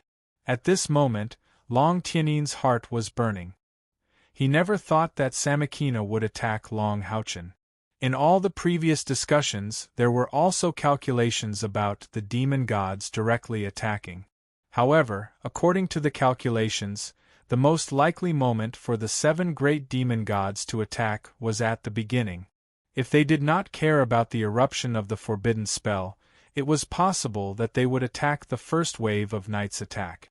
And he, June, an expert, was among them. With his resistance, it would be enough for the Mithril Foundation Knight to retreat. Moreover, the possibility of the demon gods attacking was almost negligible during the military's discussion. That was the forbidden spell that fell on the Emperor's 3 major legions.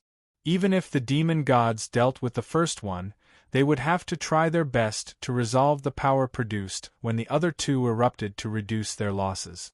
The Emperor's legion, that was something that even the demon emperor would feel distressed about. Who would have thought that the demon god of death Samakina would suddenly abandon the forbidden spell and attack Long Houchen alone? At this moment, Long Tianin regretted so much that his intestines turned green. He now suddenly realized the crux of the matter. It was impossible for Long Houchen to be recognized. The mount had changed, the weapon had changed, and the strength had also changed dramatically.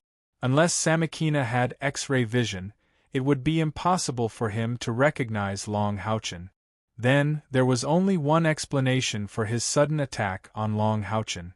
It was because of the artifact that Long Houchen had displayed during the day. Long Tianin knew that he had overlooked the possibility of Long Houchen being exposed. If Long Houchen's spiritual wings were the same as the others, it would not have attracted Samakina's attention. He would have returned safely by now. However, he had 4 spiritual wings, which was too unique. He had no choice but to summon the King of Starlight Unicorns. Samakina must have determined from his mount that he was the powerful human knight who had killed the 2 demon lords during the day. That was why he attacked him. At this point, it was useless to regret. This was a situation where plans could not keep up with changes. No one would have thought that this would happen. The only thing he could do now was to rescue Long Houchen as much as possible. Among all the higher-ups of the Knights Templars in the dragon-resisting mountain pass, only Long Tianin knew the true meaning of Long Houchen to the Knights Templars. Not to mention, Long Houchen was his grandson, his only grandson. Long Tianin already had a strong sense of guilt towards Long Houchen. At this moment, seeing his grandson being attacked by Samakina, he had completely fallen into Samakina's domain. How could he not be anxious? The golden blue light left a dazzling golden blue trail of flames behind Long Tianin's back. One could clearly see the throne of God of order and law disintegrating behind Long Tianin's back. Rays of golden blue light continuously chased after Long Tianin's body, transforming into pieces of armor that fused with his body. With every piece of golden blue armor that covered his body, Long Tianin's aura grew stronger by a fraction. The sky behind him also grew brighter by a fraction. In a situation where he was going all out, Long Tianin was no longer holding anything back. Even if he was trapped in the battlefield, he must rescue Long Houchen. This was the only thought in his mind at this moment. Long Tianin's reaction was fast. However, he was still slower than Samakina, the necromancer demon god, who was closer to Long Houchen and took the initiative to attack. When Long Tianin left the dragon-resisting pass, Samakina's death god's grasp had already grabbed hold of Long Houchen, who was riding on the Star King. A strange buzzing sound was heard. Then, an indescribable special feeling suddenly erupted from the death god's grasp. The originally incomparably powerful gray hand suddenly became stiff, and then a layer of orange halo suddenly spread out. Hiss! Like boiling oil being poured into snow, the giant gray hand formed by the death god's grasp shattered almost instantly. It turned into gray mist and scattered in all directions. A rich orange-red light broke through the mist with an incomparably resplendent halo. A strange scene appeared.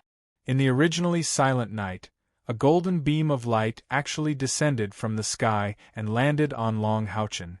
It made him, who was riding on the Star King, look so holy. The Sun-Moon Divine Snail Shield had already become about 2 feet in diameter. The powerful orange light became abnormally intense. It was as if it was refracting the golden light falling from the sky. The huge beam of light directly bombarded Samakina. This is... Samakina was shocked. When his death god's grasp grabbed hold of Long Houchen, he was surprised to feel that this knight on a golden pedestal did not seem to be as powerful as he had imagined. However, very quickly, he was shocked again. Within the orange-red halo, an incomparably powerful sword intent burst forth. The sword intent was like a sudden explosion of spiritual energy, but it was thousands of times more powerful. It actually tore apart his death god's grasp in an instant. What shocked Samakina even more was that it wasn't the powerful spiritual energy that tore the death god's grasp apart. It was the spiritual energy within the sword intent that tore the death god's grasp apart. In other words, it wasn't Long Houchen's cultivation that could resist the death god's grasp. It was the sudden burst of powerful sword intent that cut off Samakina's control over the death god's grasp and broke the attack. The refracted golden beam of light was filled with the vast aura of light between heaven and earth. When the golden beam of light shone on Samakina's overflowing gray light, one could vaguely hear a clear and passionate music. When the gray fog came into contact with the golden beam of light, it rapidly melted. It actually could not resist the impact of the golden beam of light. Long Houchen was currently within Samakina's territory. Within the territory, the owner of the territory was the one who controlled the attributes and elemental levels. However, he did not seem to be affected at all. This could only mean one thing, and that was that the purity of Long Houchen's light attribute surpassed the purity of Samakina's death and darkness attribute. As the fourth-ranked demon god among the demons, how could Samakina not be shocked? However, being shocked did not mean that he would not continue to attack. On the contrary, his battle intent became stronger because of Long Houchen's strong resistance. Faced with the golden beam of light, Samakina's eyes turned cold. He raised his right fist and slowly punched forward. His movements were very slow, but the other change was the refraction of light. This should have been a speed that belonged to 2 completely different worlds. However, when Samakina punched out, it happened to be the instant when the beam of light descended. The endless gray vortex collided with the golden beam of light. The gray fog surged, but it did not dissipate. The shrill howl almost instantly drowned out the pleasant music. 12 ferocious demon heads quietly appeared. The light intertwined and tore the beam of light into pieces. Long Houchen used the god's descent spell, which originated from the power of the goddess of light. It was used through the Sun-Moon Divine Snail Shield. This was not the first time he tried it. Such an attack was naturally weaker than the aria of the goddess of light. However, in the case of a pure collision of spiritual power, it was more powerful. However, his opponent was too strong after all. Even the god's descent spell could not really be effective against the demon god of death. With a muffled groan, Long Houchen's body trembled violently. Even the Star King trembled at the same time. It seemed like a simple attack, but Long Houchen had used all his strength to resist the 9th-rank attack of the death god's grasp. He also launched a counterattack. This was all he could do. The difference in strength was huge. No matter how powerful the sword intent was, without the support of enough spiritual power, it would not be able to unleash its full brilliance. Samakina did not use his full strength against Long Houchen. He could naturally see Long Tianyin rushing over. Moreover, although it was a simple exchange, with his powerful strength, how could he not sense Long Houchen's true cultivation? The demon god of death understood that this was only an 8th-rank knight who had obtained a god weapon. His cultivation was definitely not at the 9th rank. However, no matter what his cultivation was, it was enough as long as he could obtain the god weapon. He did not use his full strength, because the sun-moon divine snail shield had not unleashed the power of the god weapon. He had to be careful. During the day, the colorful golden light had shocked him. Samakina had to find out how powerful the light was. The golden light shattered, and the gray vortex had already covered the sky and the earth as it surged up. It almost instantly enveloped Long Houchen's body, and even Star King was swallowed into the gray vortex. Samakina's secret technique. Against this technique, even Long Tianyin had to rely on the power of the god weapon to resist. Would Long Tianyin be able to save Long Houchen in time? The answer was no. This was because a majestic figure was blocking his path. It was the bear demon god Veilfor. Although Veilfor was jealous of Samanera's status, in the face of major issues as a demon god, he could still distinguish between right and wrong. After dealing with the first forbidden spell, he let the other 5 demon gods weaken the power of the other 2 forbidden spells to save the Emperor's legion. He then flew past Samakina and blocked Long Tianyin's path. How could Veilfor not know why Samakina was chasing after Long Houchen? He was also responsible for the Emperor's legion's heavy losses. The demon god Samakina would not be the only one to be punished. Therefore, he had to get his hands on this god weapon that could reduce the demon emperor's anger. He naturally could not let Long Tianyin interfere with Samakina. Scram! Long Tianyin shouted. At this moment, the sky behind him had turned completely blue and gold, forming a sharp contrast with Samakina's gray death domain. The magnificent blue and gold armor covered his entire body. Blue moonlight was the theme of this armor, the throne of God of order and law. There was only one weapon, a huge war hammer. Even with Long Tianyin's cultivation, he still needed to use both hands to control it. Speaking of coincidence, the demonic bear god Veilfor was also holding a sledgehammer in each of his hands. They were crystal yellow in color, as if they were carved from 2 huge yellow crystals. Boom! 1 hammer against 2, the 3 hammers of the Knight of the Seal of Control and Restriction, Long Tianyin, and the bear Veilfor collided violently in the air. Veilfor did not release his domain. However, at the moment when the 3 hammers collided, a huge, crystal yellow bear, more than 100 meters tall, appeared behind him, roaring at the sky. The violent explosion caused the dragon-resisting mountain pass and the demon camp to tremble. Amidst the explosion, Long Tianyin, who was flying at high speed, was forcibly stopped. Moreover, he was forced back more than 100 meters. The bear demon's most tyrannical strength was its strength. Even if Long Tianyin was wearing the god of order and law armor, in a pure competition of strength, he was still not Veilfor's opponent. How could the 6th demon god of demons be so easy to deal with? Without sufficient strength, how could Veilfor dare to covet the position of the 5 demon god pillars? Long Tianyin was forced back, but he did not make a sound. He could now clearly see the gray mist surging in the distance, but he could not see the figures of Long Houchen and Samakina. He and Samakina had fought several times, so he was very familiar with Long Houchen's ability. He knew that even if Long Houchen did not hide his strength, he would not be able to withstand more than a few blows in front of Samakina. Not to mention, Long Houchen's Sun-Moon Divine Snail shield could not exert the power of a divine tool. Right now, Long Houchen could not control it at all. However, Long Tianyin was indeed worthy of being the Knight of the Seal of Control and Restriction. The more dangerous the situation was, the calmer he became. The bluish-golden giant hammer in his hand was slowly raised into the air. One could see that the total length of the hammer was about 12 feet. The hammerhead was perfectly round and about 2 feet in diameter. On the huge hammerhead there were countless moons of all kinds, including full moons, crescent moons, and crescent moons. Each of the moons shone with a dazzling bluish-golden luster.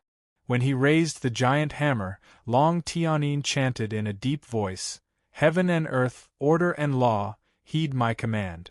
Divine power of the moon, shine, Instantly, the bluish-golden light that filled the sky behind him fluctuated violently and actually condensed into the shape of a crescent moon.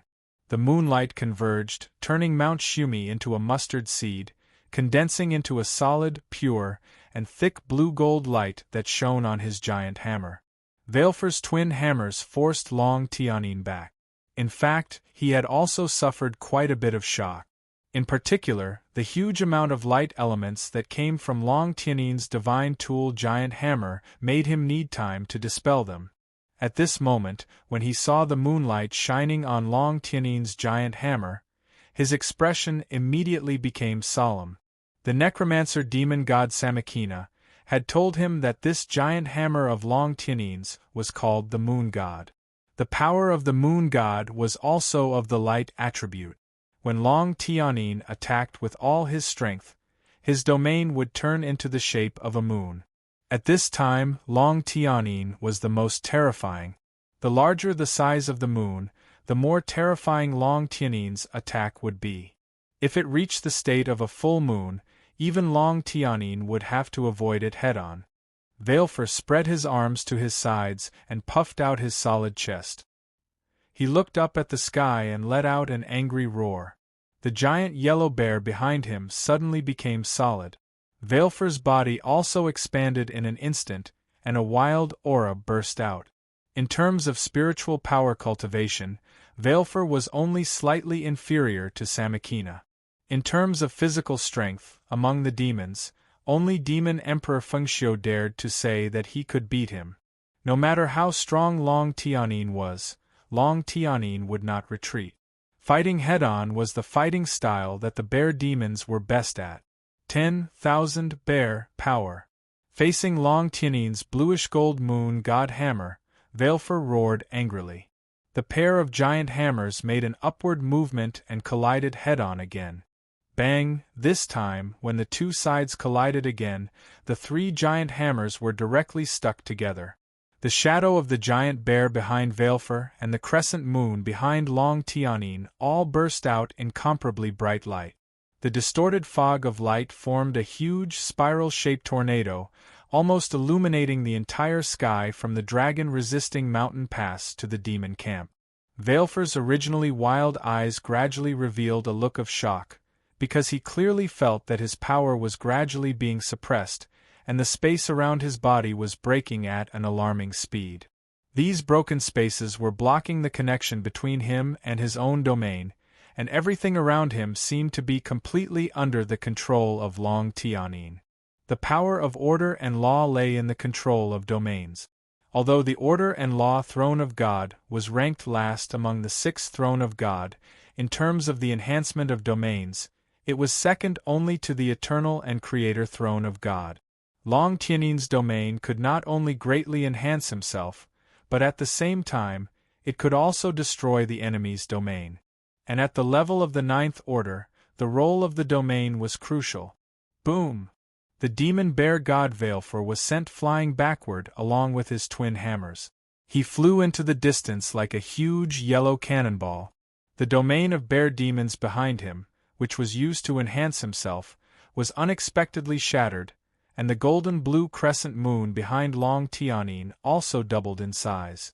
The golden-blue light reflected by the moon god's hammer became incomparably bright. An abnormal flush flashed across Long Tianyin's face. It was easier said than done to repel the bear demons. He had already overloaded the throne of God with the power of order and law. However, in order to save Long Houchen, he was willing to pay any price. He took another deep breath. Just as he was about to attack the undead domain created by Samakina, he saw a scene that shocked him to the extreme. Samakina's undead domain was surging violently, and there were thousands of golden lights bursting out from it. With the strength of Samakina's domain, it was completely insufficient to stop the terrifying power of the golden lights. The entire domain was not only stirred violently, but it was also shaking violently. Wherever the golden light passed, the gray of the undead domain was disappearing rapidly.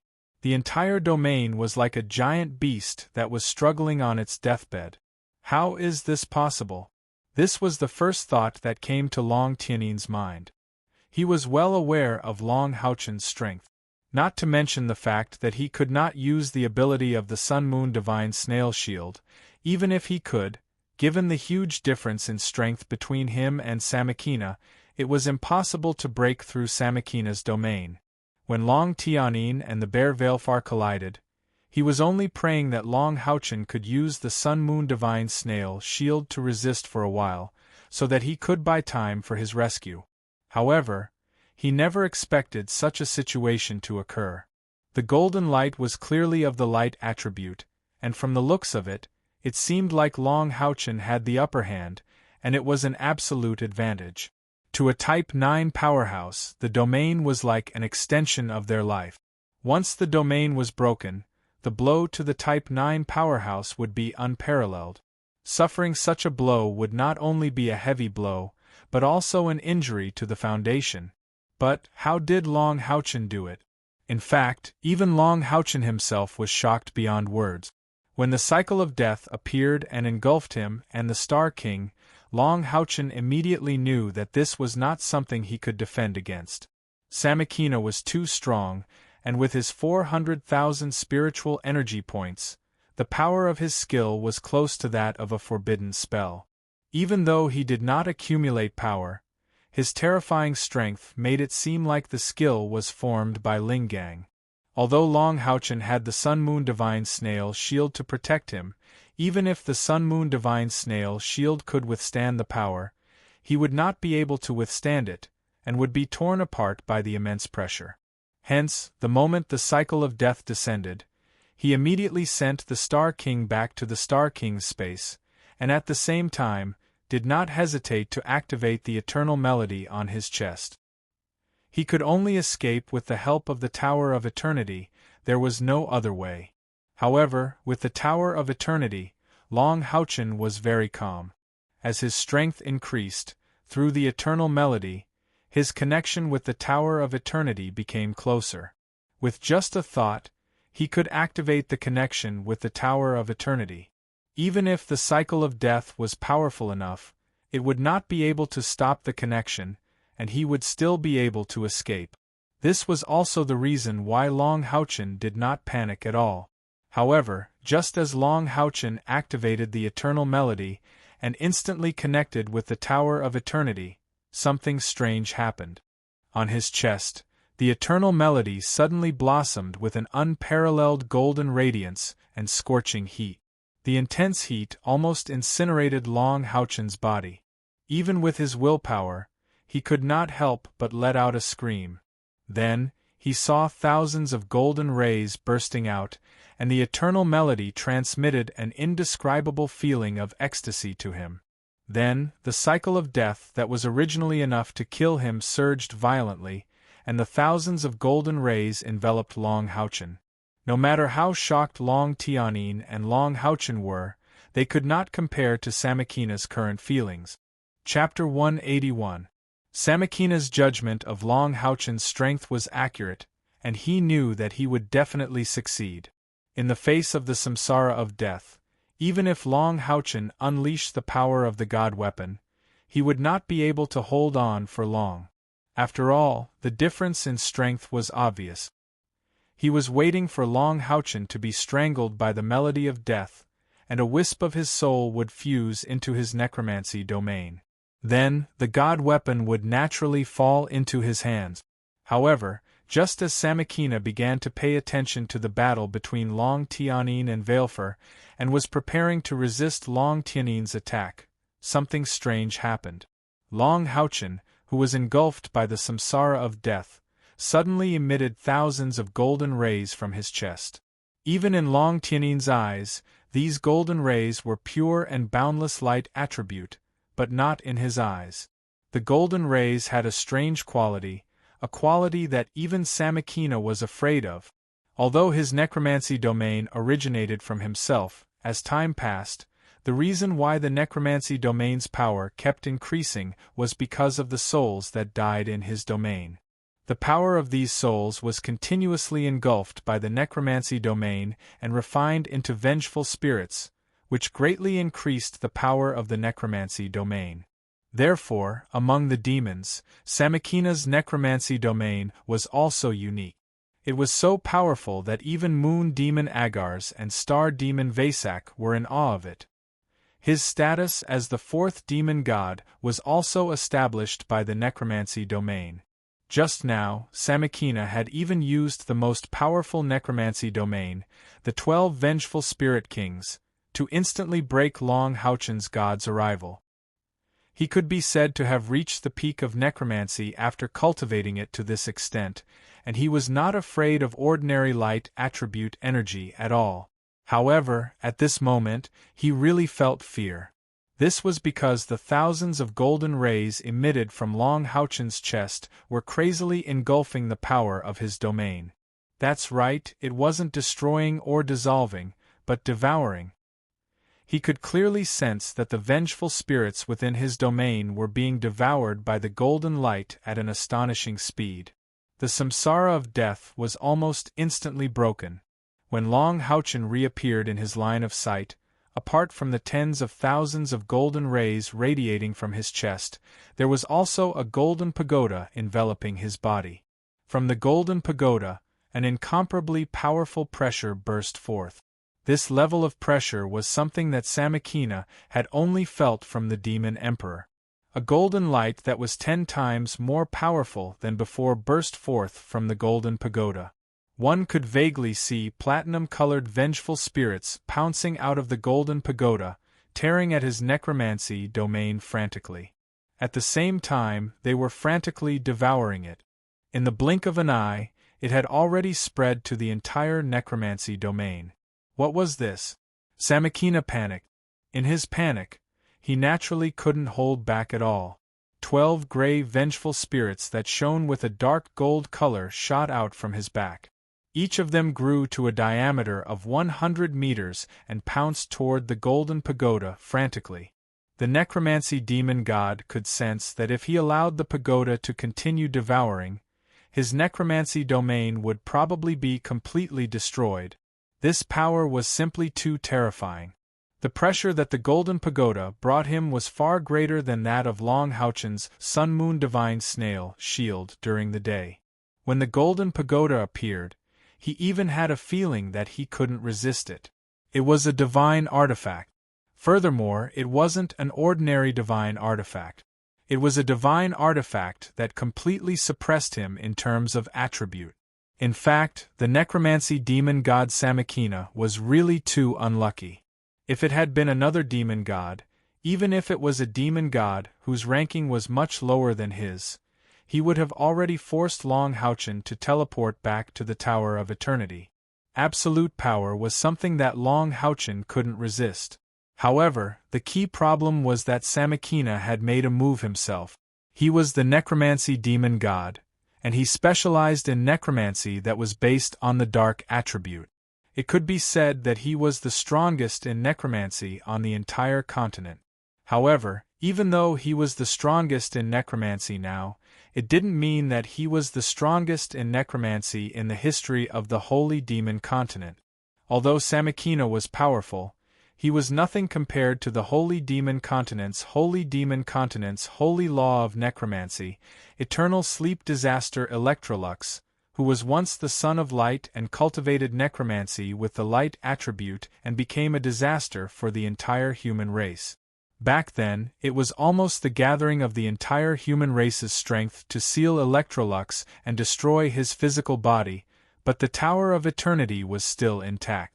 The Holy Law of Necromancy, Eternal Sleep Disaster Electrolux fought against the entire human race almost by himself. His degree of terror was no less than that of the Demon Emperor, or even more destructive to humans than the Demon Emperor. The Eternal Sleep Disaster Electrolux cultivated necromancy, and the biggest difference between necromancy and necromancy was summoning. Necromancy was more inclined to summoning, while necromancy was more inclined to destruction and destruction. One was to transform the power of souls into individuals to assist oneself in battle, and the other was to directly absorb the power of these souls to strengthen oneself. Fundamentally speaking, between the two, There was no saying which was stronger and which was weaker. It all depended on one's cultivation. The necromancy demon god Samakina was indeed very strong, so strong that he was ranked fourth among the demons, and the number one necromancer in the world. However, compared to Electrolux, he was not just a little bit weaker. The son of light, the eternal sleep disaster Electrolux with the physique of a god's blessed, even dared to blaspheme the goddess of light. How terrifying was his strength! With his intelligence and wisdom, his research on necromancy had almost reached the extreme, and he had included necromancy in it. He also left behind the existence of the Tower of Eternity, a supreme artifact that could travel through space and planes. It was not something that Samakina could contend with. If the necromancy demon god Electrolux was still alive, then, in his eyes, Samakina was just the soul of a strong person. He was not even qualified to be a one-on-one opponent. The difference in strength was already very obvious. In this case, when Long Houchen triggered the eternal melody and planned to return to the Tower of Eternity. Through the connection with him, the Tower of Eternity immediately felt the huge power of death and the huge number of vengeful spirits in the necromancy domain. For humans, this was a terrifying and destructive power, but for the Tower of Eternity, this was an unparalleled tonic. How huge was the accumulation of Samakina for hundreds of years? And this was the pure power of death itself, so it did not need to be filtered too much. Therefore, the Tower of Eternity was excited. It originally had a strong autonomous ability and wisdom, so how could it let go of the existence of such a tonic? So, a projection was instantly shot into the space of the Holy Demon Continent, protecting Long Houchen, and at the same time began to crazily eat these tonic things. Samakina was completely unlucky. If he did not pay too much attention to Long Houchen and directly used the necromancy domain, but relied on his own powerful spiritual power to attack Long Houchen, this situation would not have happened. As a supreme artifact, the Tower of Eternity was undoubtedly attractive to the death attribute and vengeful spirits, and it was extremely powerful. The aura of light was also the nemesis of darkness. When Samakina met Electrolux, it was like a girl meeting a hungry and strong man. Yin and Yang complemented each other, and under the great disparity in strength, he could only be the 12 vengeful spirit kings frantically pounced on the Tower of Eternity. These 12 vengeful spirit kings were Samakina's trump card, evolved after devouring other vengeful spirits for hundreds of years. They even resisted the god's descent before, and it was under the situation where they did not exert their full strength. However, at this time, when they encountered the Tower of Eternity, it was a completely different ending.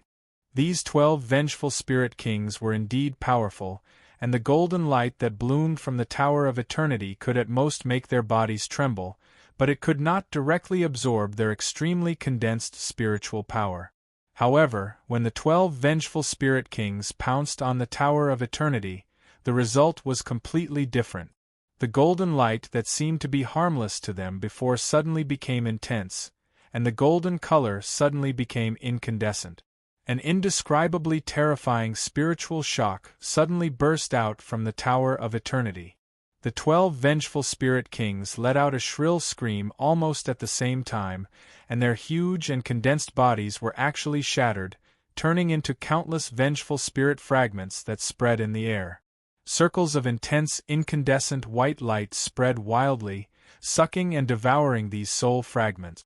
At this time, the light of the Tower of Eternity also completely broke through Samakina's death domain, turning into monstrous golden light that filled the sky and swept back towards Samakina's death domain.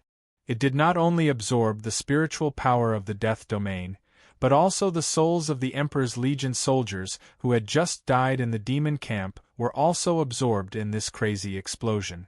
This was the power of a supreme artifact. Even if it was just a projection of a supreme artifact, it still displayed incomparably terrifying power. As a supreme artifact, the Tower of Eternity itself had great wisdom.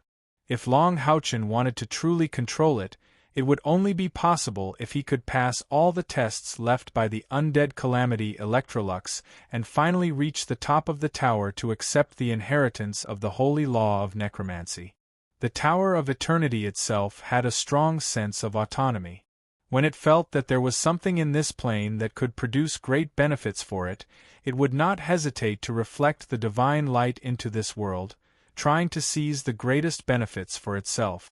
Previously, when the 12 Wraiths Kings rushed towards the Tower of Eternity, with the power of a supreme artifact, how could it not hurt these Wraiths Kings?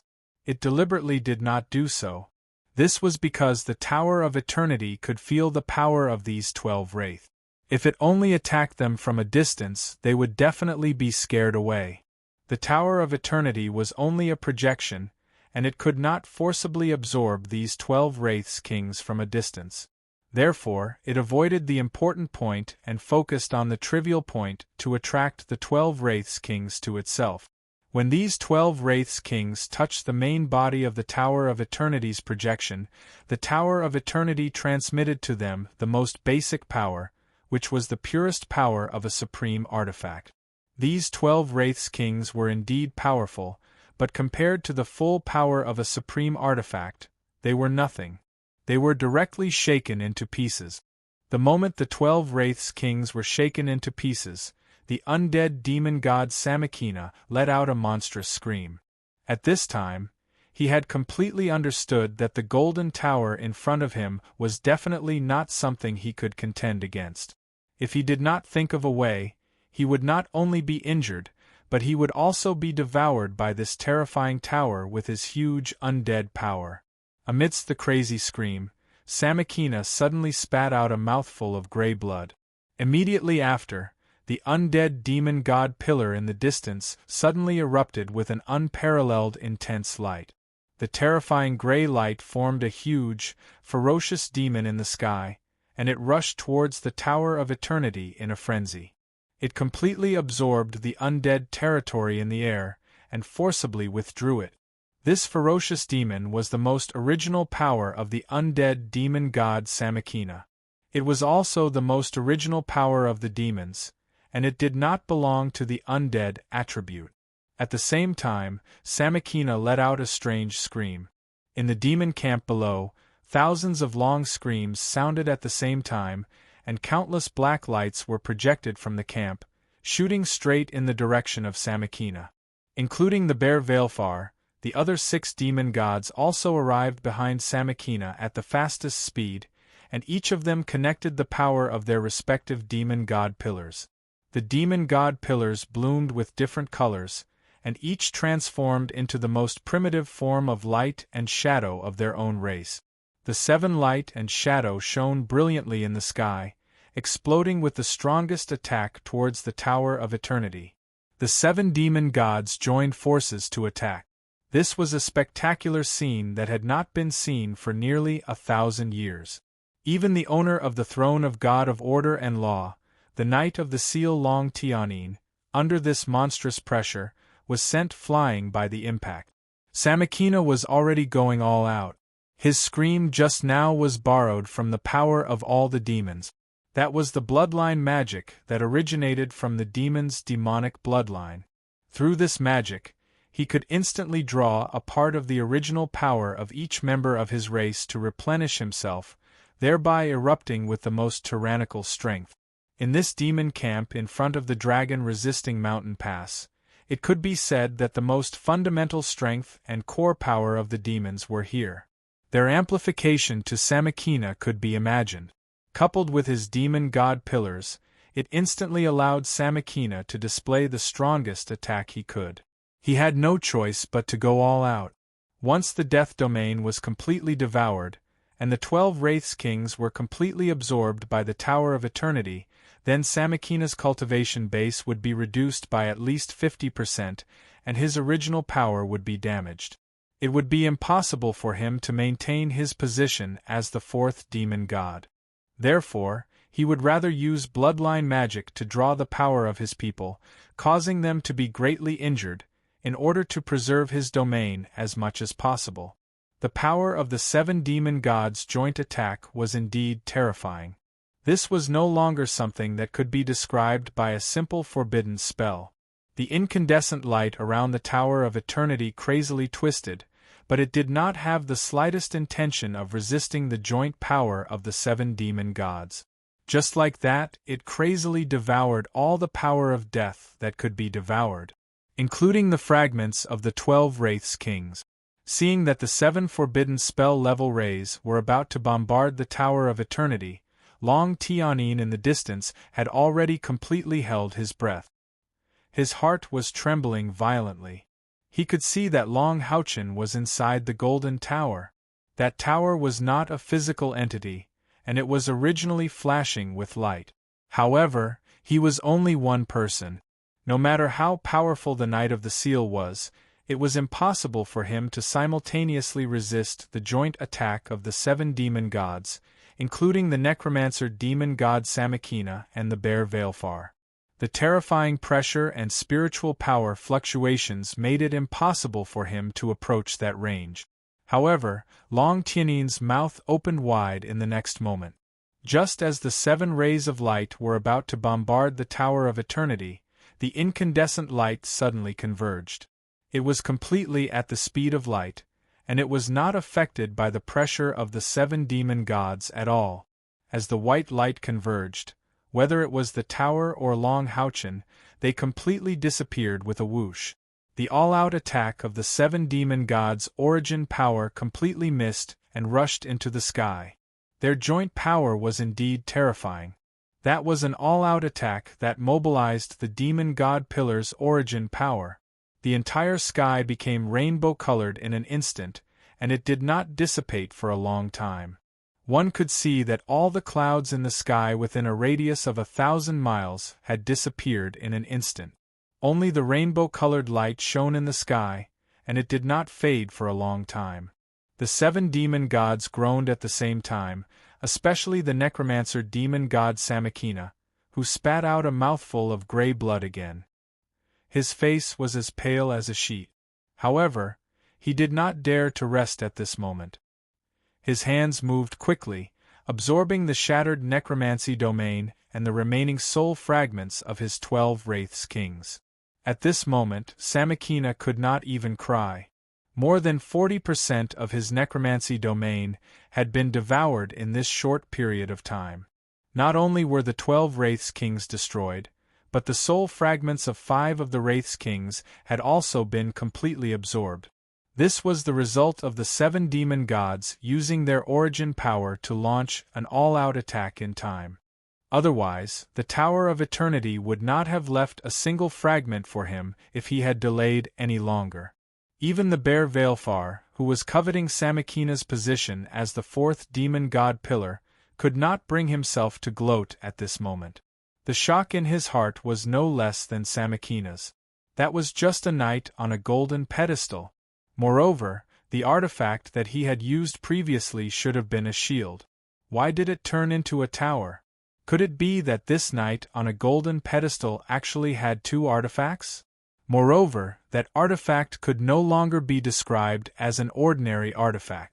It had a terrifying restraining effect on the necromancer demon god Samakina.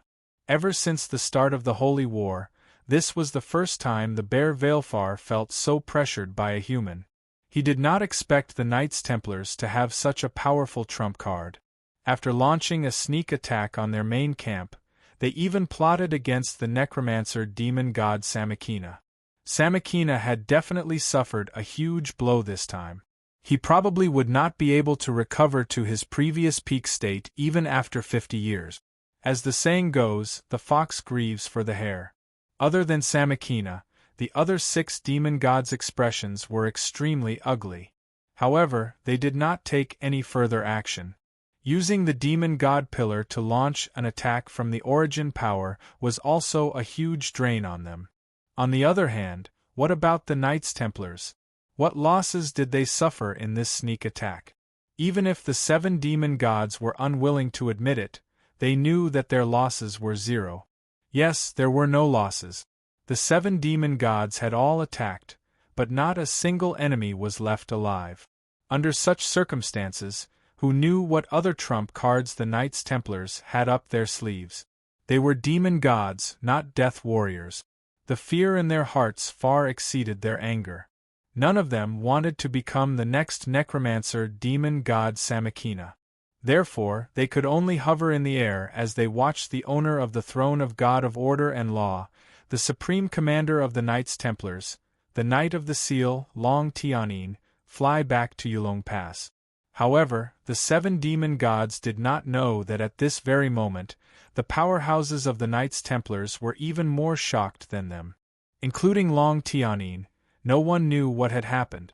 To the lower-level knight, they were erupting in earth-shattering cheers. Everyone could see that the demons had suffered a huge loss. However, the higher-level knight only had shock, and confusion in their hearts. They had all seen the Golden Pagoda, but no one knew what it was. They had never heard of the existence of such a powerful artifact among the Knights Templars. Everyone was full of questions, and so was Long Tianyin.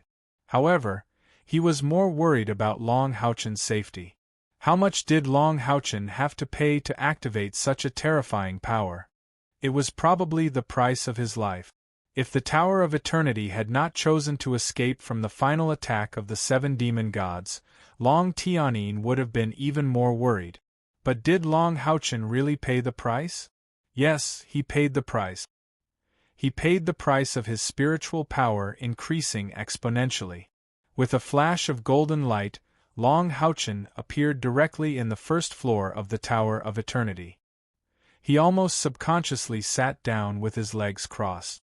Circles of blazing white light rose wildly around his body, and a terrifying amount of light element spiritual power rushed into his body at an astonishing speed. Even if Long Haochen was unwilling to get help from the Tower of Eternity, he had no choice now. The Tower of Eternity could even completely suppress the demon god of death, Samakina, let alone him who only had a rank 8 cultivation base. At this time, Long Haochen only felt like his body was being burned by a raging fire, and the 5 spiritual orifices in his body were all trembling at an astonishing speed.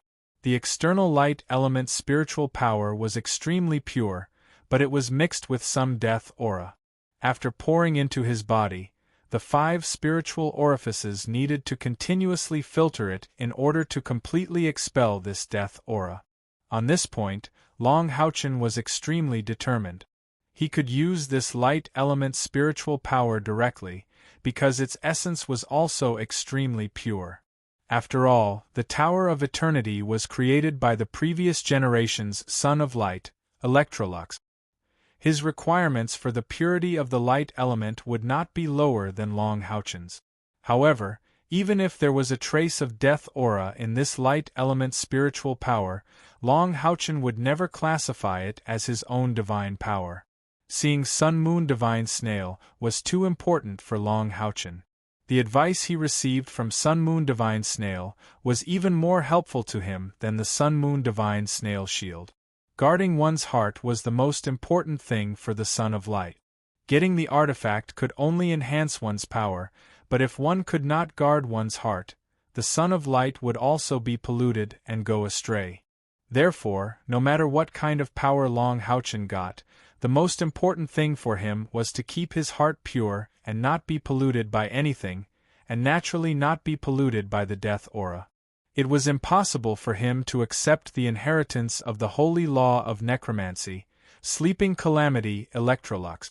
The sudden influx of spiritual power surprised Long Haochen because it was pure spiritual power instead of concentrated light elements. In other words, this spiritual power was like his own and could completely fit with his body and become part of his strength. Long Haochen had encountered this kind of situation before, but it was not as strong and huge as this time. He faintly understood that this should be a kind of feedback to him after the Tower of Eternity had obtained huge benefits. When the projection of the Tower of Eternity appeared, Long Haochen himself was dumbfounded. The heat in his chest instantly turned into a heat in his whole body. The feeling of burning him completely made him fall into a semi-conscious state. However, his mental strength was much stronger than an ordinary person's.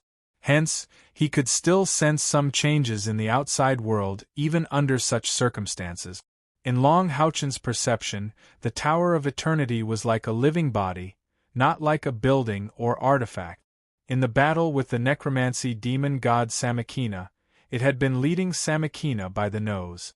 This was most obvious when it used the power of origin to plot against the 12 wraiths kings of the necromancy demon god. From the Tower of Eternity, Long Houchen felt a heart-palpitating greed. The entire Tower of Eternity was fully opened, crazily devouring the power of Samakina's territory and the countless wraiths in it. When Samakina realized that something was wrong, he tried his best to launch an attack on the origin with the other 6 demon gods.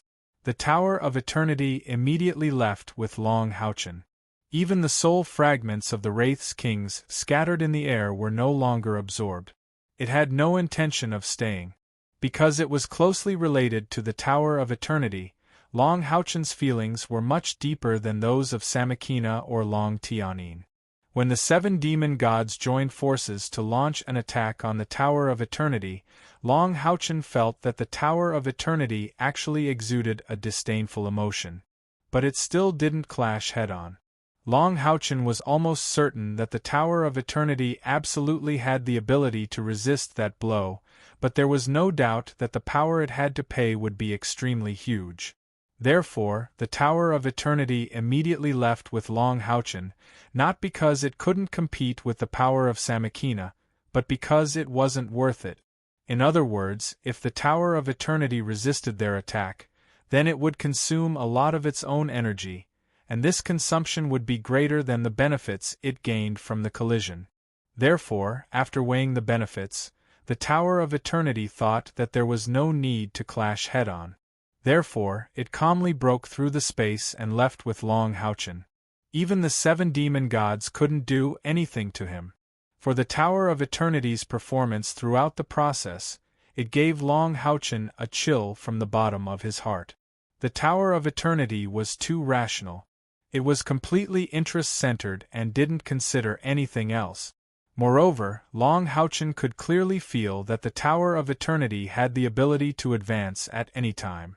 However, in the past battles, the Tower of Eternity really helped him only once, and that time he was on the verge of death. And it was just a flash. When Long Houchen and Kair faced danger last time, and he tried his best to protect Kair, the Tower of Eternity didn't move at all.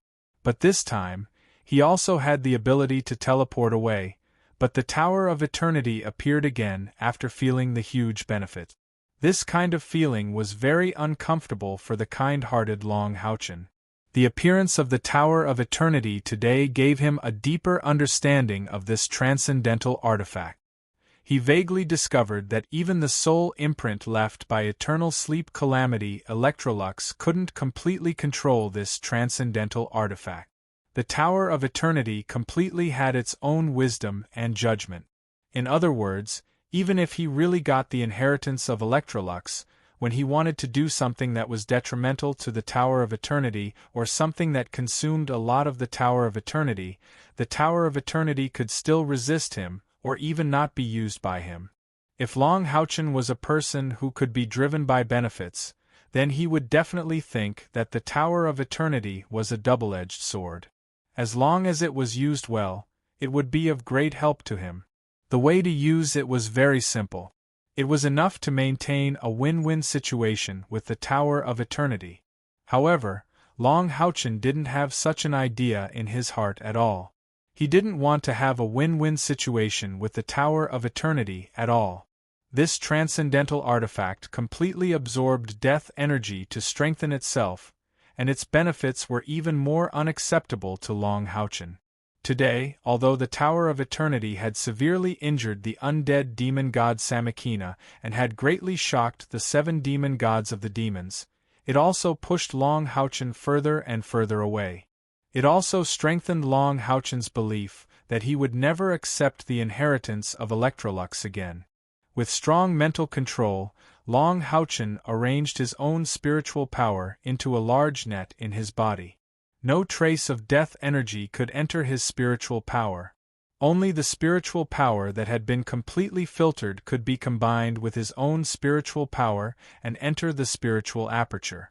Doing so would definitely waste a large part of the spiritual power that was trying to integrate with him, but it was more important to maintain the purity of his own spiritual power. Vaguely, Long Houchen felt that there was a spiritual power disturbance in the center of his buttocks, and that was the next step for him to open the spiritual aperture. Chest, lower abdomen, eyebrows, shoulders, these were the 5 spiritual apertures that he had opened. These 5 fulcrums supported his torso and arms respectively. Next, what he needed the most were naturally the fulcrums of his legs. The position of the Huantiao acupuncture point on the buttocks was naturally the most suitable choice. However, what Long Houchen didn't expect was that the Huantiao acupuncture point on his shoulders had begun to feel something just after the acupuncture points on his shoulders were opened. Inspiration and understanding always came and went quickly. Long Houchen naturally wouldn't let go of such a good opportunity.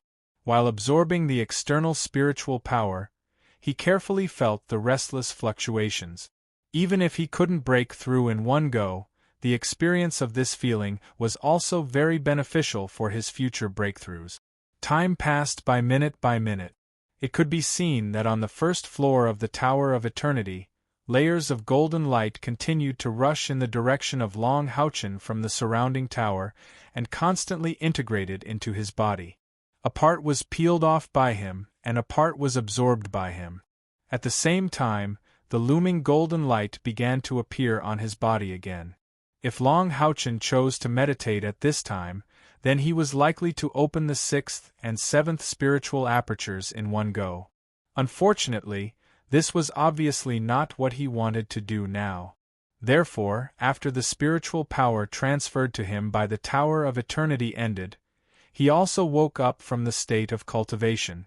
Taking a deep breath, his body naturally floated up. Long Houchen's face couldn't help but show surprise, but after the surprise, there was a trace of unwillingness. He really didn't want to accept the help of the Tower of Eternity anymore because this help was something he didn't want and couldn't repay. He even decided that he would never set foot on the 3rd floor of the Tower of Eternity. However, he couldn't deny that he had gained great benefits from the Tower of Eternity. After his cultivation broke through to the 8th rank, although Long Houchen had been cultivating, it would take more than a little time to fill the spiritual apertures on his shoulders. Even if he was the son of light and had the constitution of a god's favored, and the speed of absorbing light elements was much faster than ordinary cultivators, it would probably take nearly 2 years to accumulate 20,000 spiritual power. After all, spiritual power wasn't a simple number. For example, if the spiritual power of the 7th rank knight was 1, then the spiritual power of the 8th rank knight was concentrated 1. In other words, there was an essential difference between the 7th rank and the 8th rank spiritual power. Perhaps this quantity of spiritual power was the same in the overall volume and the number of elements, but the more condensed spiritual power, the more powerful it was in actual combat. This was also the strength of the Ling Gang. Therefore, when Long Houchen's cultivation entered the 8th rank, he already had a total of 5 spiritual apertures, but the speed of his spiritual power improvement was slower than before. Because in the process of cultivation there was an additional process of compression.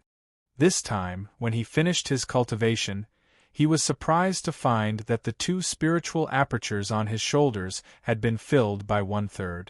In addition to the part of spiritual power that he obtained from his own cultivation, the benefits brought to him by the Tower of Eternity this time were a total of 5,000 of the purest spiritual power.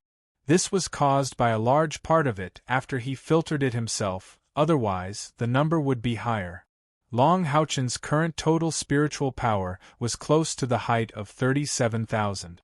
It could be said to be a leap forward. Turning around, Long Houchen took a complicated look at the statue at the end of the 1st floor of the Tower of Eternity. After calming himself down, he immediately launched the teleportation. He didn't want to let himself have any nostalgia for this place. Whenever he thought of how the holy law of necromancy, sleeping disaster Electrolux killed countless humans with this transcendental artifact, his heart would inexplicably ache. The golden light shone, and when Long Houchen reappeared in the night sky, the sky was already silent. Fortunately, the golden light only flashed, and because Long Houchen didn't open his spiritual wings, his body immediately fell to the ground after a moment of stagnation. Chapter 182. As his body fell, Long Houchen gently pressed down with both of his palms. At the same time, he took a deep breath, and his body suddenly floated down like a feather. At this time, it was close to dawn, but the sky was still dark. His light spiritual power was too obvious, and in order to avoid complications, he used the most difficult method to control his body. The main reason why he didn't want to be discovered by the demons was that he didn't want the demons to know that he had to return from afar after being teleported to the Tower of Eternity. If this secret was known by the enemy, it would be easy to arrange a strategy to deal with him. Therefore, Long Houchen would rather take a risk. Fortunately, his previous position was not too high, about 400 meters from the ground. After a series of chi lightning and body slapping, he finally managed to slow down his falling speed as much as possible. Seeing that he was about to fall to the ground, Long Houchen's body slightly curled up, and at the same time, he completely relied on his physical strength to kick behind him. It must be known that his current external spiritual power had already exceeded 20,000. Such an all-out explosive kick directly caused an explosion in the air, and at the same time, it once again slowed down his falling speed. His body fell diagonally to the ground, and after a series of rolls, all the momentum was dissipated. He was wearing the epic-grade adamantine foundation armor, which also helped him to a large extent reduce the pressure on his body after landing. After a series of rolls, Long Houchen jumped up and flew in the direction of the dragon-resisting mountain pass. His powerful spiritual power had already concealed his figure as much as possible when he returned here. Therefore, it was not until he arrived at the dragon-resisting mountain pass that the Knights Templars of the dragon-resisting mountain pass discovered his return through visual observation. Naturally, there would be no misunderstanding. The adamantine foundation armor on Long Houchen was a symbol of his identity. Moreover, he was the only adamantine foundation warrior who had not returned. Therefore, when Long Houchen climbed up the Yulong Pass, what greeted him was monstrous cheers and countless respectful gazes.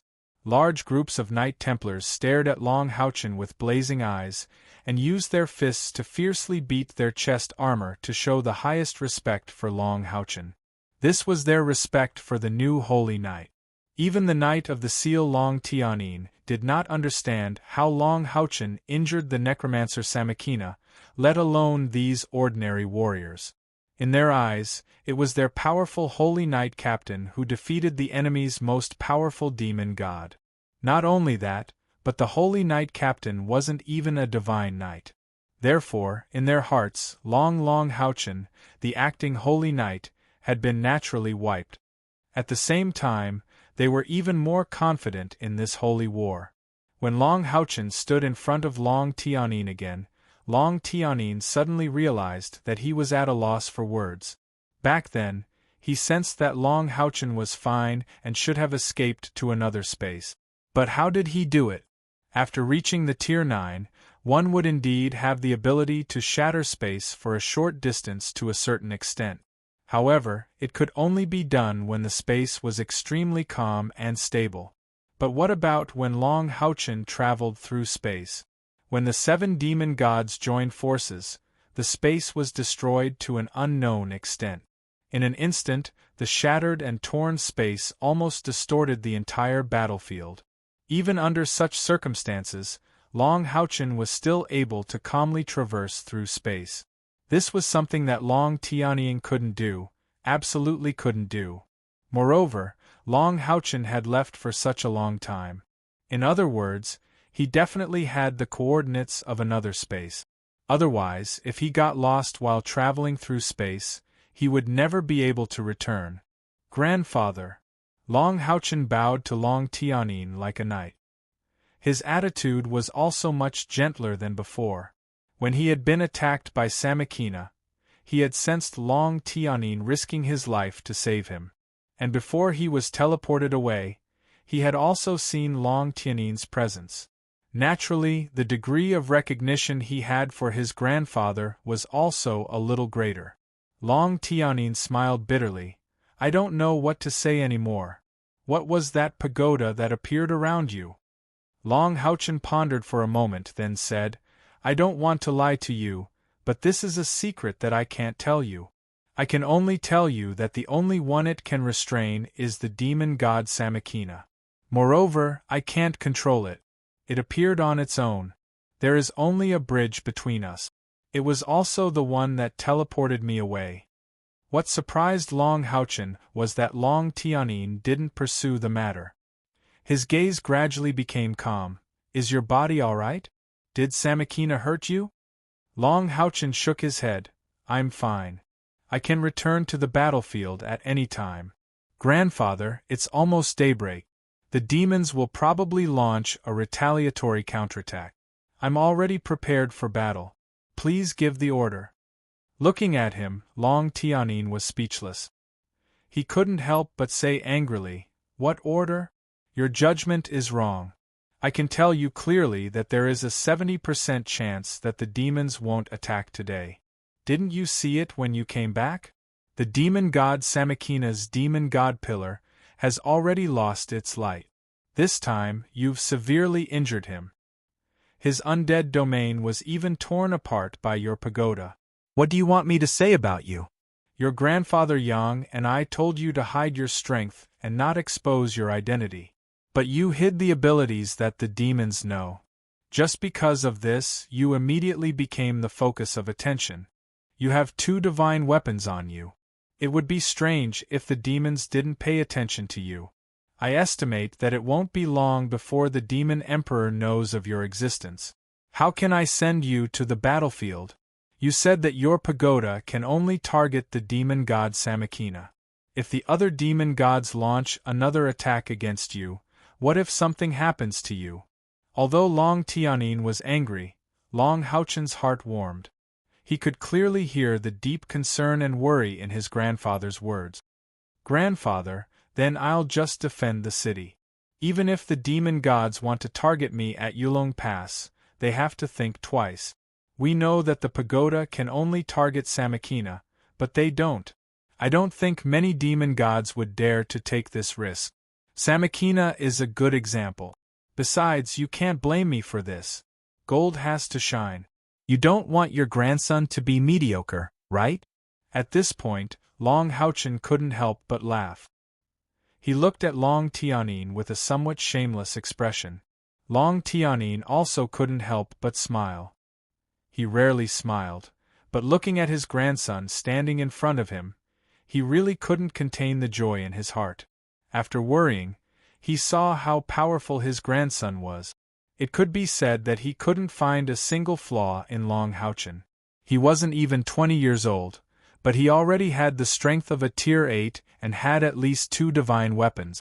Although he still couldn't fully use these divine weapons, given his age and speed of improvement in a few years, he would really have the strength to fight the demon gods head-on. This was his grandson. He was a hero and leader who was bound to leave a strong mark in human history. Taking a deep breath, Long Tianyin said, This time, the demons are afraid of us. According to our calculations, almost all the hell demons in the Emperor's 3 main legions have been wiped out. The Emperor's legion that has lost its magic attack power is like a toothless tiger. There's nothing to be afraid of. Samakina, the demon god of necromancy, was seriously injured by you. He's the strongest among the demon gods outside. Just as you said, these demon gods probably won't dare to act rashly. At most, they'll maintain the current situation. As long as there are no reinforcements, they won't dare to fight us. So, I don't plan to let you continue fighting. Ah! Long Houchen panicked. Grandfather, you can't do that. You and Grandfather Yang must keep your word. If you don't let me fight, how am I going to complete my mission of 10 million merit points? I still need to form a new team with my companions and go to the rear of the demons to slaughter them. Long Tianyin stood up and slowly walked in front of Long Haochen. There was a hint of disdain in his eyes. His majestic body looked so imposing. Standing in front of Long Haochen, he gave off the feeling that he was an indestructible mountain. Long Haochen, don't worry. Your Grandfather Yang and I don't think the same way. You're my grandson and my only grandson. You're the son of light, a God's chosen one, the future hope of mankind. If I only protect you under my wings, when can you become the leader of mankind? When can you lead mankind to destroy the demons? What you need to do is to constantly exercise and improve yourself through constant sharpening. Just like what you've done before. I believe that you have the ability to protect yourself and create more glory. So, Grandfather won't stop you from going to the battlefield. After 2 consecutive days of fighting, you've scared off the enemy once, causing the demons to lose the opportunity to obtain a large number of corpses to replenish themselves. You've also seriously injured the demon god of necromancy, Samikina, further restraining the momentum of the demon army. Grandfather will remember these 2 great contributions for you. As the Temple Master of the Knights Templars, I have the right to award you with sufficient merit points. So, I've decided to award you 500,000 merit points as a reward for your role in turning the tide of the battle. 500,000 merit points. Long Haochen was shocked.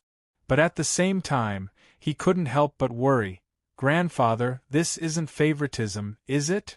Bulsh *T. Long Tianyin raised his hand and knocked Long Haochen's head. He scolded with a smile, go ask around in the Knights Templars. Who doesn't know that your grandfather is the strictest and fairest knight of the seal? I own the throne of God of order and law. If I can't even be fair, how can I continue to be recognized by the throne of God? Don't worry, I'll only give you a small reward, not a lot. Think about it, if it wasn't for you covering the rear, how many of the 50 Mithril Foundation Knight who went with you could have come back alive? Just your action of covering the rear at the cost of your life is worth 500,000 merit point. This is what you exchanged for with your bravery, your life, and your spirit of sacrifice. Although I was very angry at the time, angry that you didn't care about your own safety, but as your grandfather, as the Temple Master of the Knights Templars, you are my pride. Long Tianyin's grandson, you didn't abandon your comrades in the face of danger. You used the most direct action to prove your bravery. Looking at the surging emotions in his grandfather's eyes, Long Haochen's eyes couldn't help but moisten. No matter how strong he was, no matter how calm he was still only 20 years old. To be able to obtain his grandfather's recognition was too important for him. Long Tianyin took a deep breath, calmed his surging emotions and continued, You've done well, but it's not suitable for you to continue staying here. Your brilliance should shine where it's more needed. Our dragon-resisting mountain pass is unhindered, and you're easily targeted by the enemy. So, after thinking about it, I've decided to give you a mission. After completing this mission, it'll be equivalent to completing millions of merit points. Naturally, you can reorganize your monster hunters. I haven't told you yet, this time when your grandfather Yang returned to the Sanctuary Alliance, he wanted to discuss with the other temple higher-ups how to use your ability to destroy the demon god pillars. How the Alliance can cooperate with you to maximize your strength. Upon hearing that he could reorganize his monster hunters, Long Haochen was so excited that he almost jumped up. Grandfather, then you can issue the mission. No matter what, I will definitely complete it. Long Tianyin said, Don't be so full of yourself. How can a mission equivalent to millions of merit points be so simple? You can go back and rest first. Tomorrow you will set off to complete this mission. This mission is very simple. You will go alone, and as the Holy Knight of the Knights Templars, you will participate in the defense of the other 5 temples' impregnable passes. In each impregnable pass, you will obtain at least 1,000,000 merit points, or make a huge contribution like last night. After completing the battle of all 5 impregnable passes, you will naturally meet up with your companions. At that time, the Alliance will definitely give you a new mission. Do you understand? Happiness came so suddenly that Long Houchen couldn't react for a moment. He would head to the other 5 temples' battles and meet up with his companions one by one. Without a doubt, the mission that Long Tianyin gave him was much easier than Yang Haohan's original mission of millions of merit points. Moreover, as he continued to visit the fortresses, he would be able to meet up with his companions one by one. How could he not be excited? At that moment, Long Houchen was so excited that he was speechless. Long Tianyin faintly smiled and said, "Is it because you are thinking about going to the Exorcist Mountain Pass to meet your little girlfriend that you are so happy?" "That's right, the closest place to the dragon-resisting mountain pass of the Knights Templars. Wasn't it the Exorcist Mountain Pass where the Assassin Temple was located?" Kerr was there. Chapter 183. Hearing his grandfather's reminder, Long Houchen's emotions fluctuated violently again. He didn't hide his emotions and nodded vigorously. Long Tianyin sighed softly. "It's been hard on you kids. If it weren't for the demons, Grandpa would have already hosted your wedding. Treat her well. That old fellow Xing Yu doesn't have a good temper." In terms of seniority, Xing Yu was actually 1 generation older than Long Tianyin. However, in terms of cultivation, Long Tianyin, who possessed the throne of God, was definitely stronger. Long Houchen nodded repeatedly and said, "Grandpa, can I leave now?" Long Tianyin snapped, "No. All you think about is your wife. Don't you want to spend more time with your grandfather? From now on, you will stay by my side until you leave tomorrow." Hearing his grandfather's words, Long Houchen gradually calmed down. "Grandfather," Long Tianyin waved his hand and said, "I understand. When I was your age, I didn't know how many times more rebellious you were. You've already done very well.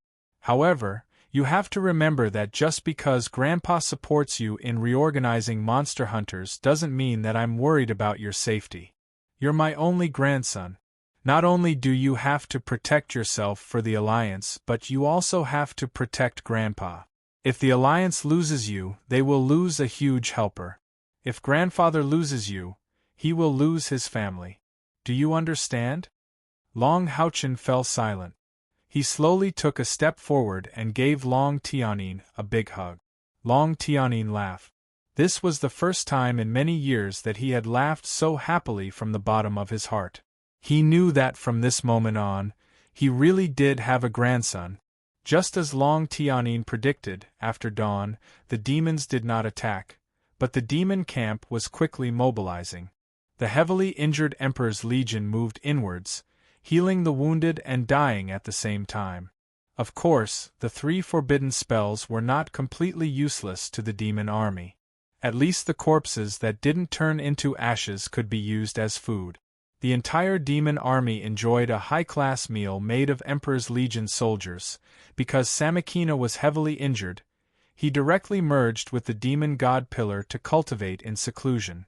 The command of the demon camp was also given to the bear Veilfar. However, at this time, Veilfar did not dare to overexert the strength of the demons. The reason why he did not immediately start the war was that the food supply had been supplemented to a certain extent, and more importantly, the demons were now weak. Samakina had mobilized the power of all the demons to launch a terrifying attack, causing the demons to fall into a great degree of weakness. The air force of the demon army was almost entirely composed of demons. Under such circumstances, how could they launch a war against the dragon-resisting mountain pass? The battle with Long Tianyin and Long Houchen also made Veilfar fully understand the strength and foundation of the human race. He naturally would not advance rashly. At least, he needed to rest for a period of time before he could launch a war again. One day later, when the curtain of night fell again, 2 figures quietly left the dragon-resisting mountain pass, identified the direction, and went straight to the south in the windy and snowy night. Whether it was the death demon god Sammakina or the bear Veilfar, both did not know that the holy knight of the Knights Templars who brought them infinite surprises had already left. Moreover, now the dragon-resisting mountain pass only had one Knight of the Seal, Long Tianyin, overseeing it. Of course, the real trump card of the Knights Templars was not Long Houchen. The reason why Long Tianyin dared to confront the demon army with such a lineup was naturally because he had something to rely on. After leaving the Knights Templars, Long Houchen and Han Yu felt like they were birds flying high in the sky. They could finally reorganize the team. Long Houchen understood that although on the surface his grandfather had arranged a mission for him, in fact, Long Tianyin simply did not collect his current merit points. In other words, whether he obtained 1 million merit points in each stronghold was something that no one would check. Therefore, after leaving the dragon-resisting mountain pass, it was equivalent to completing a mission to reunite with their companions. Everyone had already been separated for more than a year and a half, and the longing between their companions far surpassed everything else. Moreover, the first stronghold they had to go to was the Exorcist Mountain Pass where the Assassin Temple was located, and Kair was there. Long Houchen could clearly feel that he was unable to calm down. The strong sense of excitement even caused the spiritual power in his body to fluctuate irregularly, affecting the efficiency of his absorption of the light element in the outside world. However, he was unable to control his emotions. Kair, are you all right? It's been a year and a half. Have you recovered your memories? Did you think of me? Thinking of this, Long Houchen wished he could grow a few more pairs of wings and quickly fly to Kair's side. After leaving the dragon-resisting mountain pass, although they were heading south towards the Exorcist Mountain Pass, they first headed southwest, thus entering the interior of the Temple League. After all, the demon army was eyeing them covetously, and they did not want to encounter any trouble. But after entering the interior of the Temple League, with the Exorcist mountain range as a natural barrier, they could put all their energy into hurrying on the road, heading towards the Exorcist Mountain Pass as fast as possible. The Star King's strength could support 2 people, not to mention that Han Yu had a light physique, and his innate internal spiritual energy was as high as 80. Therefore, the Star King's affinity with him was second only to Long Houchen. With Long Houchen directly replenishing his spiritual energy, they flew towards the Exorcist Mountain Pass as fast as they could. The Exorcist Mountain Pass. The Holy War had been going on for a year and a half, and the battles were getting more and more desperate. Among all the 6 great temple, the Southern Guard Mountain Pass had the most difficulty in resisting the demons, and the Exorcist Mountain Pass was the second. Every human stronghold was led by a temple. Although the Assassin Temple and the Knights Templars had some disparity in overall strength, the disparity was not that big. But the reason why the Exorcist Mountain Pass had such a hard time resisting was because of their profession. Although the knight couldn't use a mount when defending a stronghold, they were still heavy armor warriors. Once they dismounted, they were still heavy infantry, and guarding the stronghold was like a metal barrier. But the assassin couldn't. In terms of attack power, the assassin far surpassed the knight, but in terms of defense, they were much worse than the knight. The assassin was good at hiding, killing, and taking the head of a general among thousands of enemy troops. But attacking and defending were the things they were the least good at, especially in this kind of defensive battle. Therefore, in this battle, the Assassin Temple could be said to have suffered disastrous losses.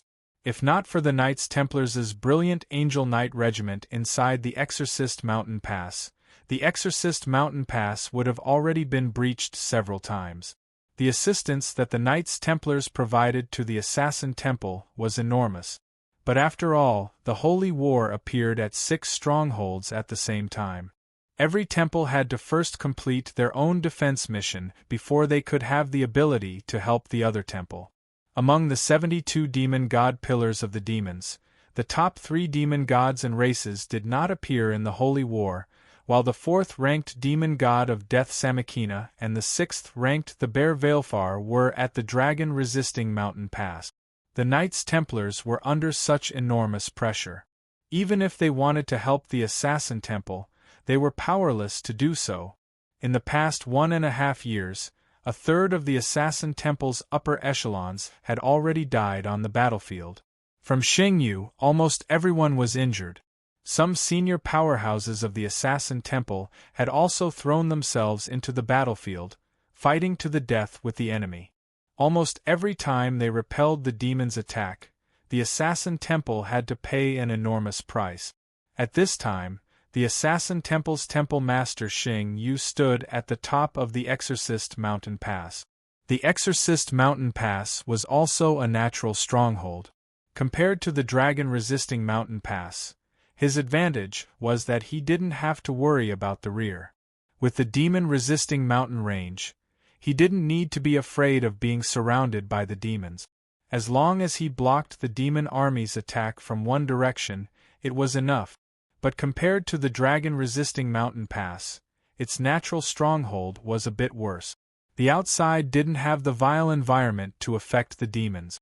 At the same time, the Exorcist Mountain Pass couldn't be compared to the dragon-resisting mountain pass, which was more than 200 meters high. On the top of the Exorcist Mountain Pass, all the battlements had already disappeared.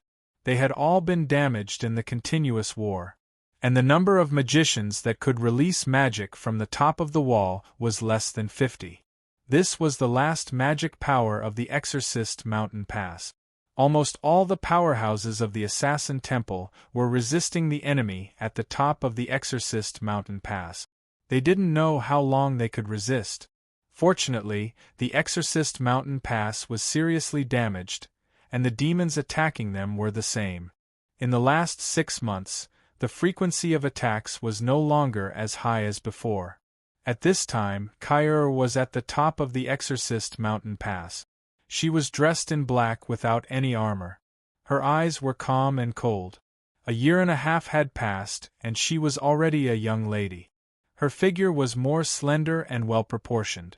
Almost all the good points that could appear on a girl could be found on her body. Compared to the time when she separated from Long Haochen and the others, the current Kair was a bit more chilly.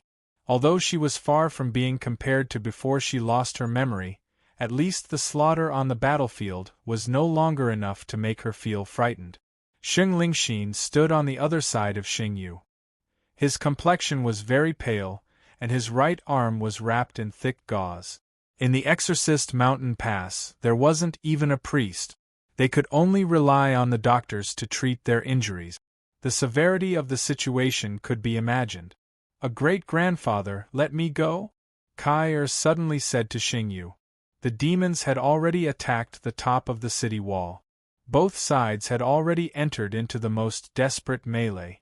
From this, it could be seen that the defense of the Exorcist Mountain Pass had already fallen to the critical point. Otherwise, how could the enemy attack the top of the city wall?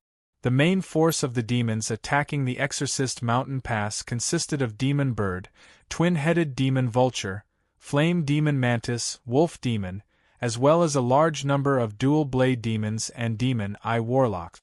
Although the number of experts in this group was far less than that of the dragon-resisting Mountain Pass, they won in quantity. It was also because of the quantity that they had enough corpses as food. Among them, the Demon Bird and Twin-Headed Demon Vulture formed the Air Force. The Wolf Demon led the Dual Blade Demons to the front, while the Flame Demon Mantis and Demon Eye Warlocks attacked from the rear. In contrast, on the side of the Assassin Temple, there was a mixed army of assassins, warriors, and knight. The knight and the warriors were in the front, while the assassins were doing their best to kill. However, in the long course of the Holy War, a large number of magicians and priests had perished under the enemy's preemptive attacks. This made it extremely difficult for the soldiers of the dragon-resisting Mountain Pass to resist the demon's attack. Especially the attacks of the Demon Eye Warlocks and the Flame Demon Mantis, which could cause enormous damage to the low-level warriors. For this reason, the assassin temple had already organized countless suicide squads to specifically target them. But the demon god in charge of the battlefield wasn't an easy person to deal with. He had long since prepared a countermeasure, and specially organized a team of experts from various races to deal with these suicide squads. Just like the dragon-resisting mountain pass, the ninth step experts of both sides wouldn't easily join the battle. They restrained each other and mutually deterred each other. But this meat-grinder holy war had already caused the Exorcist mountain pass to be on the verge of collapse with a cup of water. Even though the demon emperor had ordered the demon army to fight a protracted war, to continuously consume the accumulated strength of humanity, and not to rashly enter the territory of the Temple League. That was because he didn't want the human world to be thoroughly destroyed. But this didn't affect the destruction the demons caused to the stronghold, and the killing and wounding of the human army. Compared to treating their own people as food, the demons clearly preferred the cleaner humans. Xing Yu slightly nodded towards Kai. "Pay attention to your safety." Kaya responded, and her figure flickered, descending from the second floor of the Exorcist mountain pass to the first floor of the battlefield. After such a long time, she had long since adapted to everything here, and also adapted to many things after losing her memory. A pitch-black light streaked across the horizon, and a cold aura almost instantly caused the temperature in the air to drop by several degrees. Dressed in black, Kai Er's purple hair fluttered in the wind, and a huge death scythe quietly appeared in her hand. A deep and gloomy black light burst forth from the death scythe, and a huge black blade of light accompanied her as she descended from the sky. The dual-bladed demons that were frantically climbing up the Exorcist mountain pass were immediately swept away like wheat being cut. All of them that came into contact with the black blade of light were instantly fragmented. A strong killing intent suddenly spread out, and a large number of low-level demons were directly turned into fragments by the death scythe. Kai Er's awakening of the god's favored constitution was very different from that of Long Houchen. Long Houchen was the child of light, a god's favored.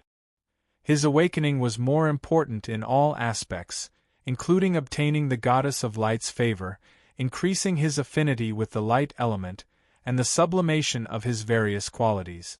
But this wasn't the case for Kai Er. After Kai Er's awakening of the god's favored constitution, the greatest improvement was shown in the death scythe evolved from the sword of samsara in her hand. Since childhood, she had fused with the sword of samsara, and after experiencing an unknown amount of pain and tempering, she gradually fused with this divine weapon. This process could be said to have run through all of Kai Er's cultivation.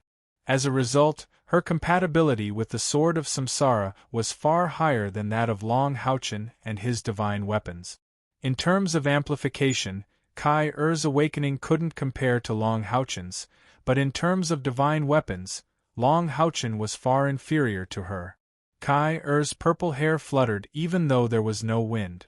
After losing her memories, she had lost her original cold and frightening temperament. But every time she truly summoned her death scythe, this temperament seemed to return. Kai Er's killing intent burst forth, and regardless of whether it was the demons or the experts on her side, when they felt this chill, they unconsciously retreated. So much so that with Kai as the center, an empty space with a diameter of several tens of meters immediately appeared. Her beautiful face was expressionless, but her pair of bright eyes were filled with boundless killing intent. When she had just returned to the Exorcist mountain pass, Kai was actually quite repulsed by killing. After all, after losing her memories, she was only equivalent to a young girl. How could it be so easy for her to come into contact with killing? Even with the influence of the death scythe, in the depths of her heart, there was still a strong resistance. For this reason, Xing Yu specially let her stay in the wounded barracks of the Exorcist mountain pass for a period of time. Every day, after cultivating, she would go to the wounded barracks to help with some simple work. There, Kai saw too many tragedies. She would never forget the first time she entered the wounded barrack. She saw a soldier who had lost both his legs and an arm, using his remaining arm to stab himself in the chest with a dagger. He had a will, which was personally handed over by Kai to Xing Yu.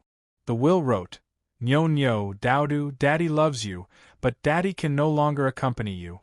Hateful demons, attempting to invade our home. Daddy and my companions used our lives to defend our alliance. The alliance is everyone's home. Daddy died a worthy death, but Daddy really can't bear to part with you. Daddy really wants to see you and your mother again. I really want to be like before, to have you sit on my lap and hug you. I want to kiss your delicate little faces, and watch you wipe your snot on Daddy's face with a naughty smile. Daddy misses you, but Daddy really can't hold on any longer. Listen to Mommy, Daddy's pension should be able to support you as you grow up. You must remember, Daddy's death is for the Alliance, for us humans. Daddy hopes to be able to become your pride. If there comes a day when the Alliance needs you, then Daddy hopes that you can also pick up your weapons and bravely stand on the walls of the Exorcist Mountain Pass to fight against foreign enemies. Daddy who will always love you deeply." When she finished reading the will, Kai was sluggish for a full hour. From then on, the fear in her eyes and heart disappeared. In the wounded barracks, she wasn't afraid of dirt or tiredness. She did her best to serve the wounded soldiers. This continued for a full 3 months. 3 months later, Xing Yu found Kai still holding the will in his hand.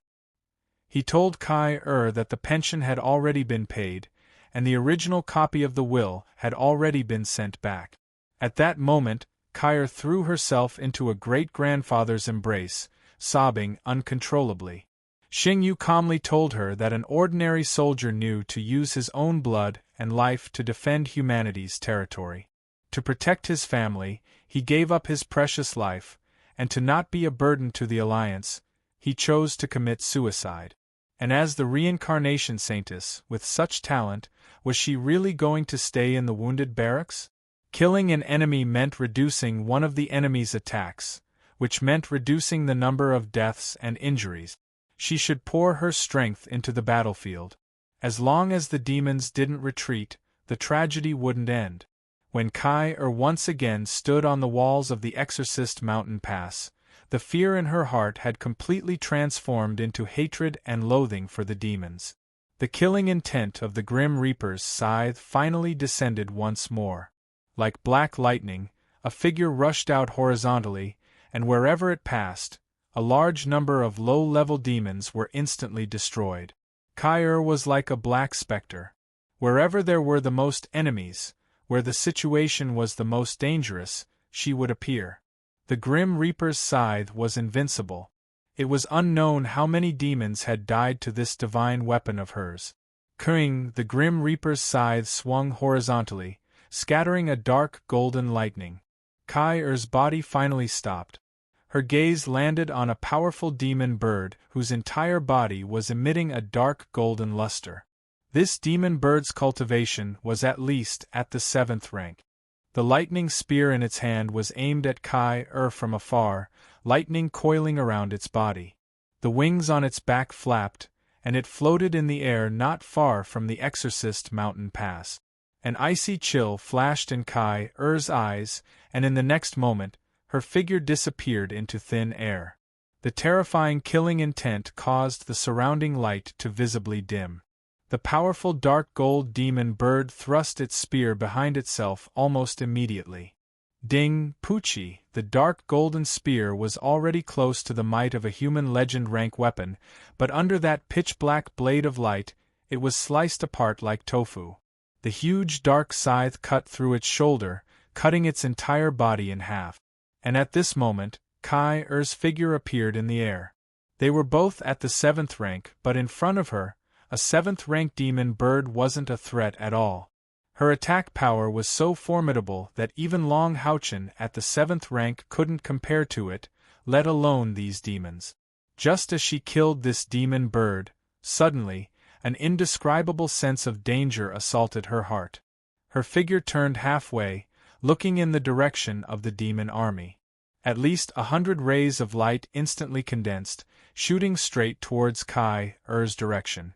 These rays of light enveloped an extremely large area, and even with Kai-Er's speed, it was already too late to dodge. Not only that, besides these rays of light, there were also countless huge fireballs, like a meteor shower, attacking her.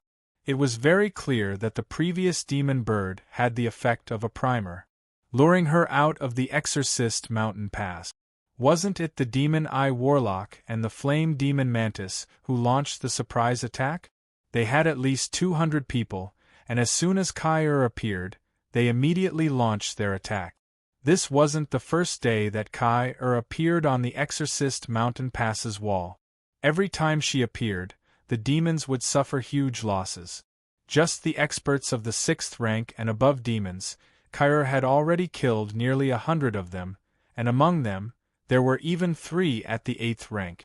This kind of loss had long since made the demons set their eyes on her. At the same time, it also made Kai-Er famous in the Exorcist Mountain Pass as the reincarnation saintess. Facing these spells filled with dark aura, Kai-Er didn't panic in the slightest. Her body slightly curled up, and then a layer of hazy black mist appeared around her body. The death god's scythe was raised high above her head, descending from the sky, and made a chopping motion. That's right, Kai-Er didn't dodge, but rather made such a simple movement.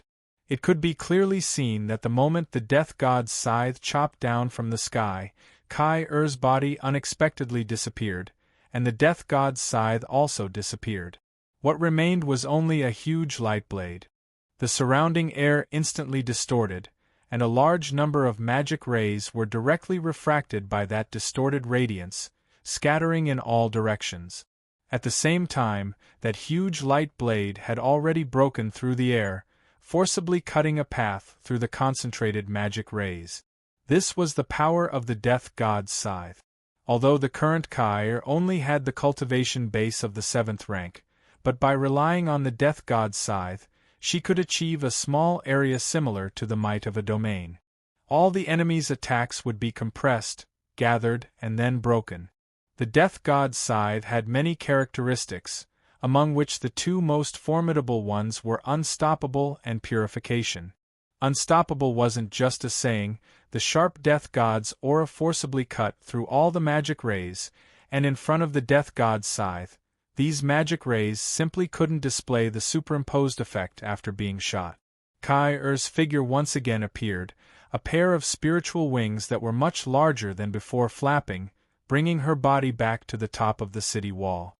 Although she very much wanted to rush into the demon army below to behead these magic demons, her reason told her not to do so. Just as Kai-Er's body was about to return to the top of the Exorcist Mountain Pass, suddenly, her body froze for a moment, and then, her whole body felt as if it had fallen into a viscous liquid. This feeling was very uncomfortable, her body suddenly became sluggish, and even her own spiritual power was greatly compressed in that instant. What's going on? Kai-Er's heart was shocked, and she subconsciously poured spiritual power into the death god's scythe.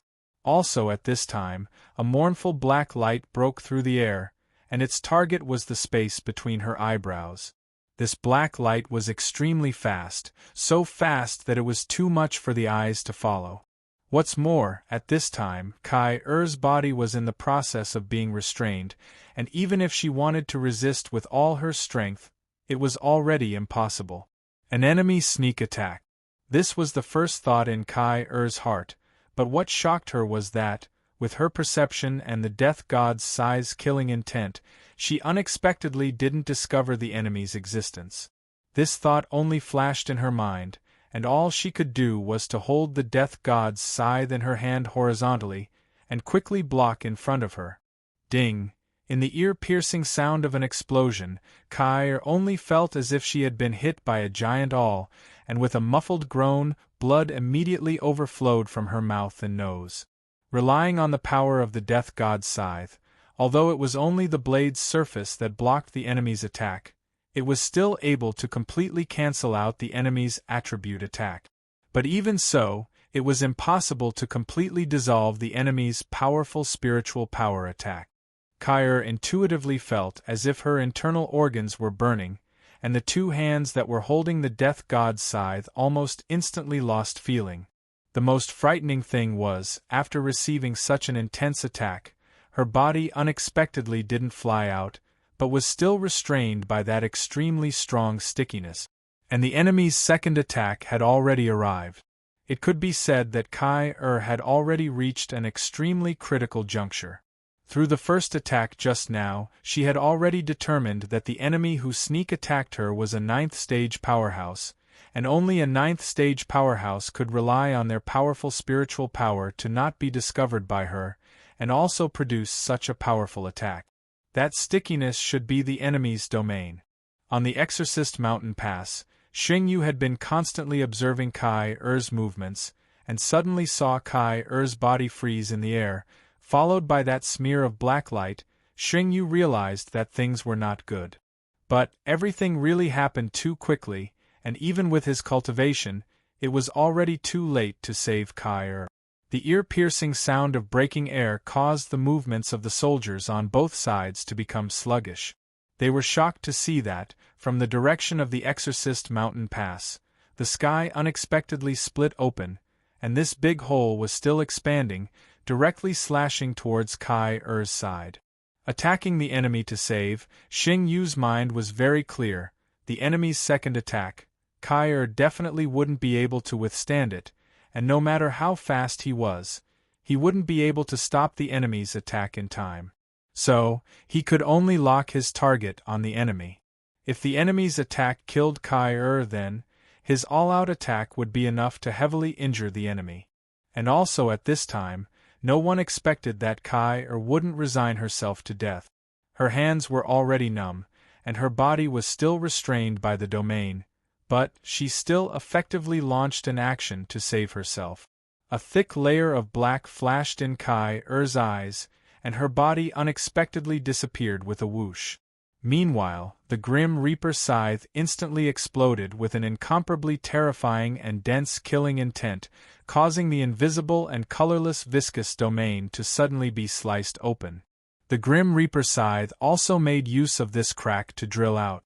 Out of Xingyu's expectations, the enemy that launched a sneak attack on Kai-Er didn't care about his attack at all, and the pitch-black blade of light didn't retract its second attack, but fell on the death scythe. Amidst the ear-piercing sounds of friction and collision, the death scythe violently trembled, producing an intense buzzing sound. Just as it left the viscous domain, Kai-Er was forcibly jolted out of the death scythe. That's right, at that moment she had fused with the death scythe, and the two fused as one. This was also one of the death scythe's powerful abilities.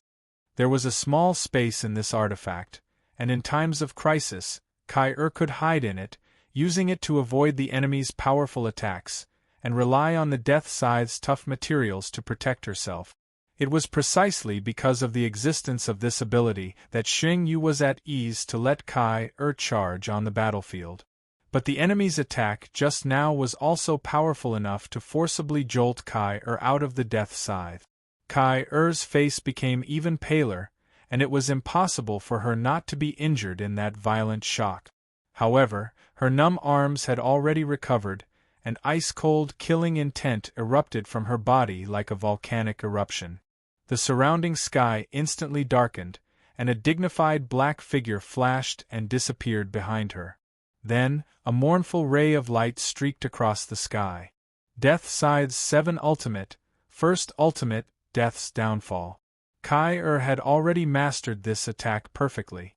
The moment the terrifying Death Scythe's aura burst forth, the surrounding space suddenly collapsed, and the enemy who had ambushed her finally appeared out of thin air. It was an enemy who was thin and small, and looked no different from a human. His entire body looked a little illusory, but when he appeared, his entire body was filled with a mysterious aura. Xingyu's attack was blocked in midair, and a majestic figure appeared in the middle of the sky. Xingyu was very familiar with this enemy. It was the flaming lion Luoxian, who was ranked 52nd among the 72 demon god pillars of the demons. The flaming demon Mantis was also one of his clansmen. In this head-on clash with Xing Yu, it was clear that Luoxian was the first to suffer. There was a deep wound that was more than an inch deep on his chest. But in the end, he had still managed to block Xing Yu's all-out attack. However, what Luoxian didn't expect was that his comrade would fail to kill Kai. Instead, he would be the one being attacked. There was a loud clang, and the body of the thin black demons trembled violently. The weapon in his left hand had already been shattered into pieces. However, at the critical moment, his body suddenly split into two. One of his figures was ground into dust by Death's scythe, while the other figure retreated 50 meters. This was a skill similar to the cicada shedding its carapace. It was used to neutralize Death's scythe. Clearly, he wasn't willing to go head-on against Kai Er's scythe of the god of death. It wasn't that Kai Er's attack power was enough to threaten him, but that he didn't want to be assaulted by the powerful purification power of the scythe of the god of death. "Go!" the black demons shouted in a low voice. They took a step forward and disappeared into thin air. The flaming lion Luoxian didn't stop. His body was like a fiery meteor as he returned to where the demons were. Xing Yu didn't chase after him. Instead, he quickly went to Kai Er's side, shielding his great-granddaughter behind him. His eyes scanned the surroundings vigilantly. Without a doubt, the ones who launched a sneak attack on Kai were the two demon gods. In order to deal with Kai the demons actually sent two demon gods to attack. Moreover, they almost succeeded. Kai was gasping for breath. Blocking the enemy's attack and using the 7 absolutes of the god of death had put a huge burden on her. She was already injured. Just as Xing Yu was about to check on Kai Er's injuries, his eyes revealed a shocked expression. Because a golden light was flying over from afar at an astonishing speed. Its target wasn't the top of the Exorcist mountain pass, but the path Luoxian had to take to return to the demons. This mass of golden light came too fast. The intense light attribute was like the sun had fallen from the sky. The extremely intense light element aura illuminated the entire sky. The demons below and the human powerhouses on top of the Exorcist mountain pass couldn't help but look at the sudden appearance of the golden light. This golden light transformed from a tiny dot of light to a figure in half a breath's time. When it was less than 100 meters away from Luoxian, the surging orange light erupted like a geyser. One could clearly see a huge orange shield directly colliding with Luoxian. Xing Yu's eyes suddenly lit up. Almost at the same time, he disappeared into thin air. The instant before he disappeared, he gestured to Kai to retreat. At this moment, Luoxian was a little depressed. In order to save his granddaughter, Xing Yu had erupted with his full strength. It wasn't that easy to block. Although Luoxian was also a 9th-ranked demon god, he was ranked 52nd. It could be seen that his cultivation was relatively weak among the demon gods. His internal spiritual energy was equivalent to a human's several 100,000, which was inferior to Xing Yu's. In terms of weapons, he was naturally inferior.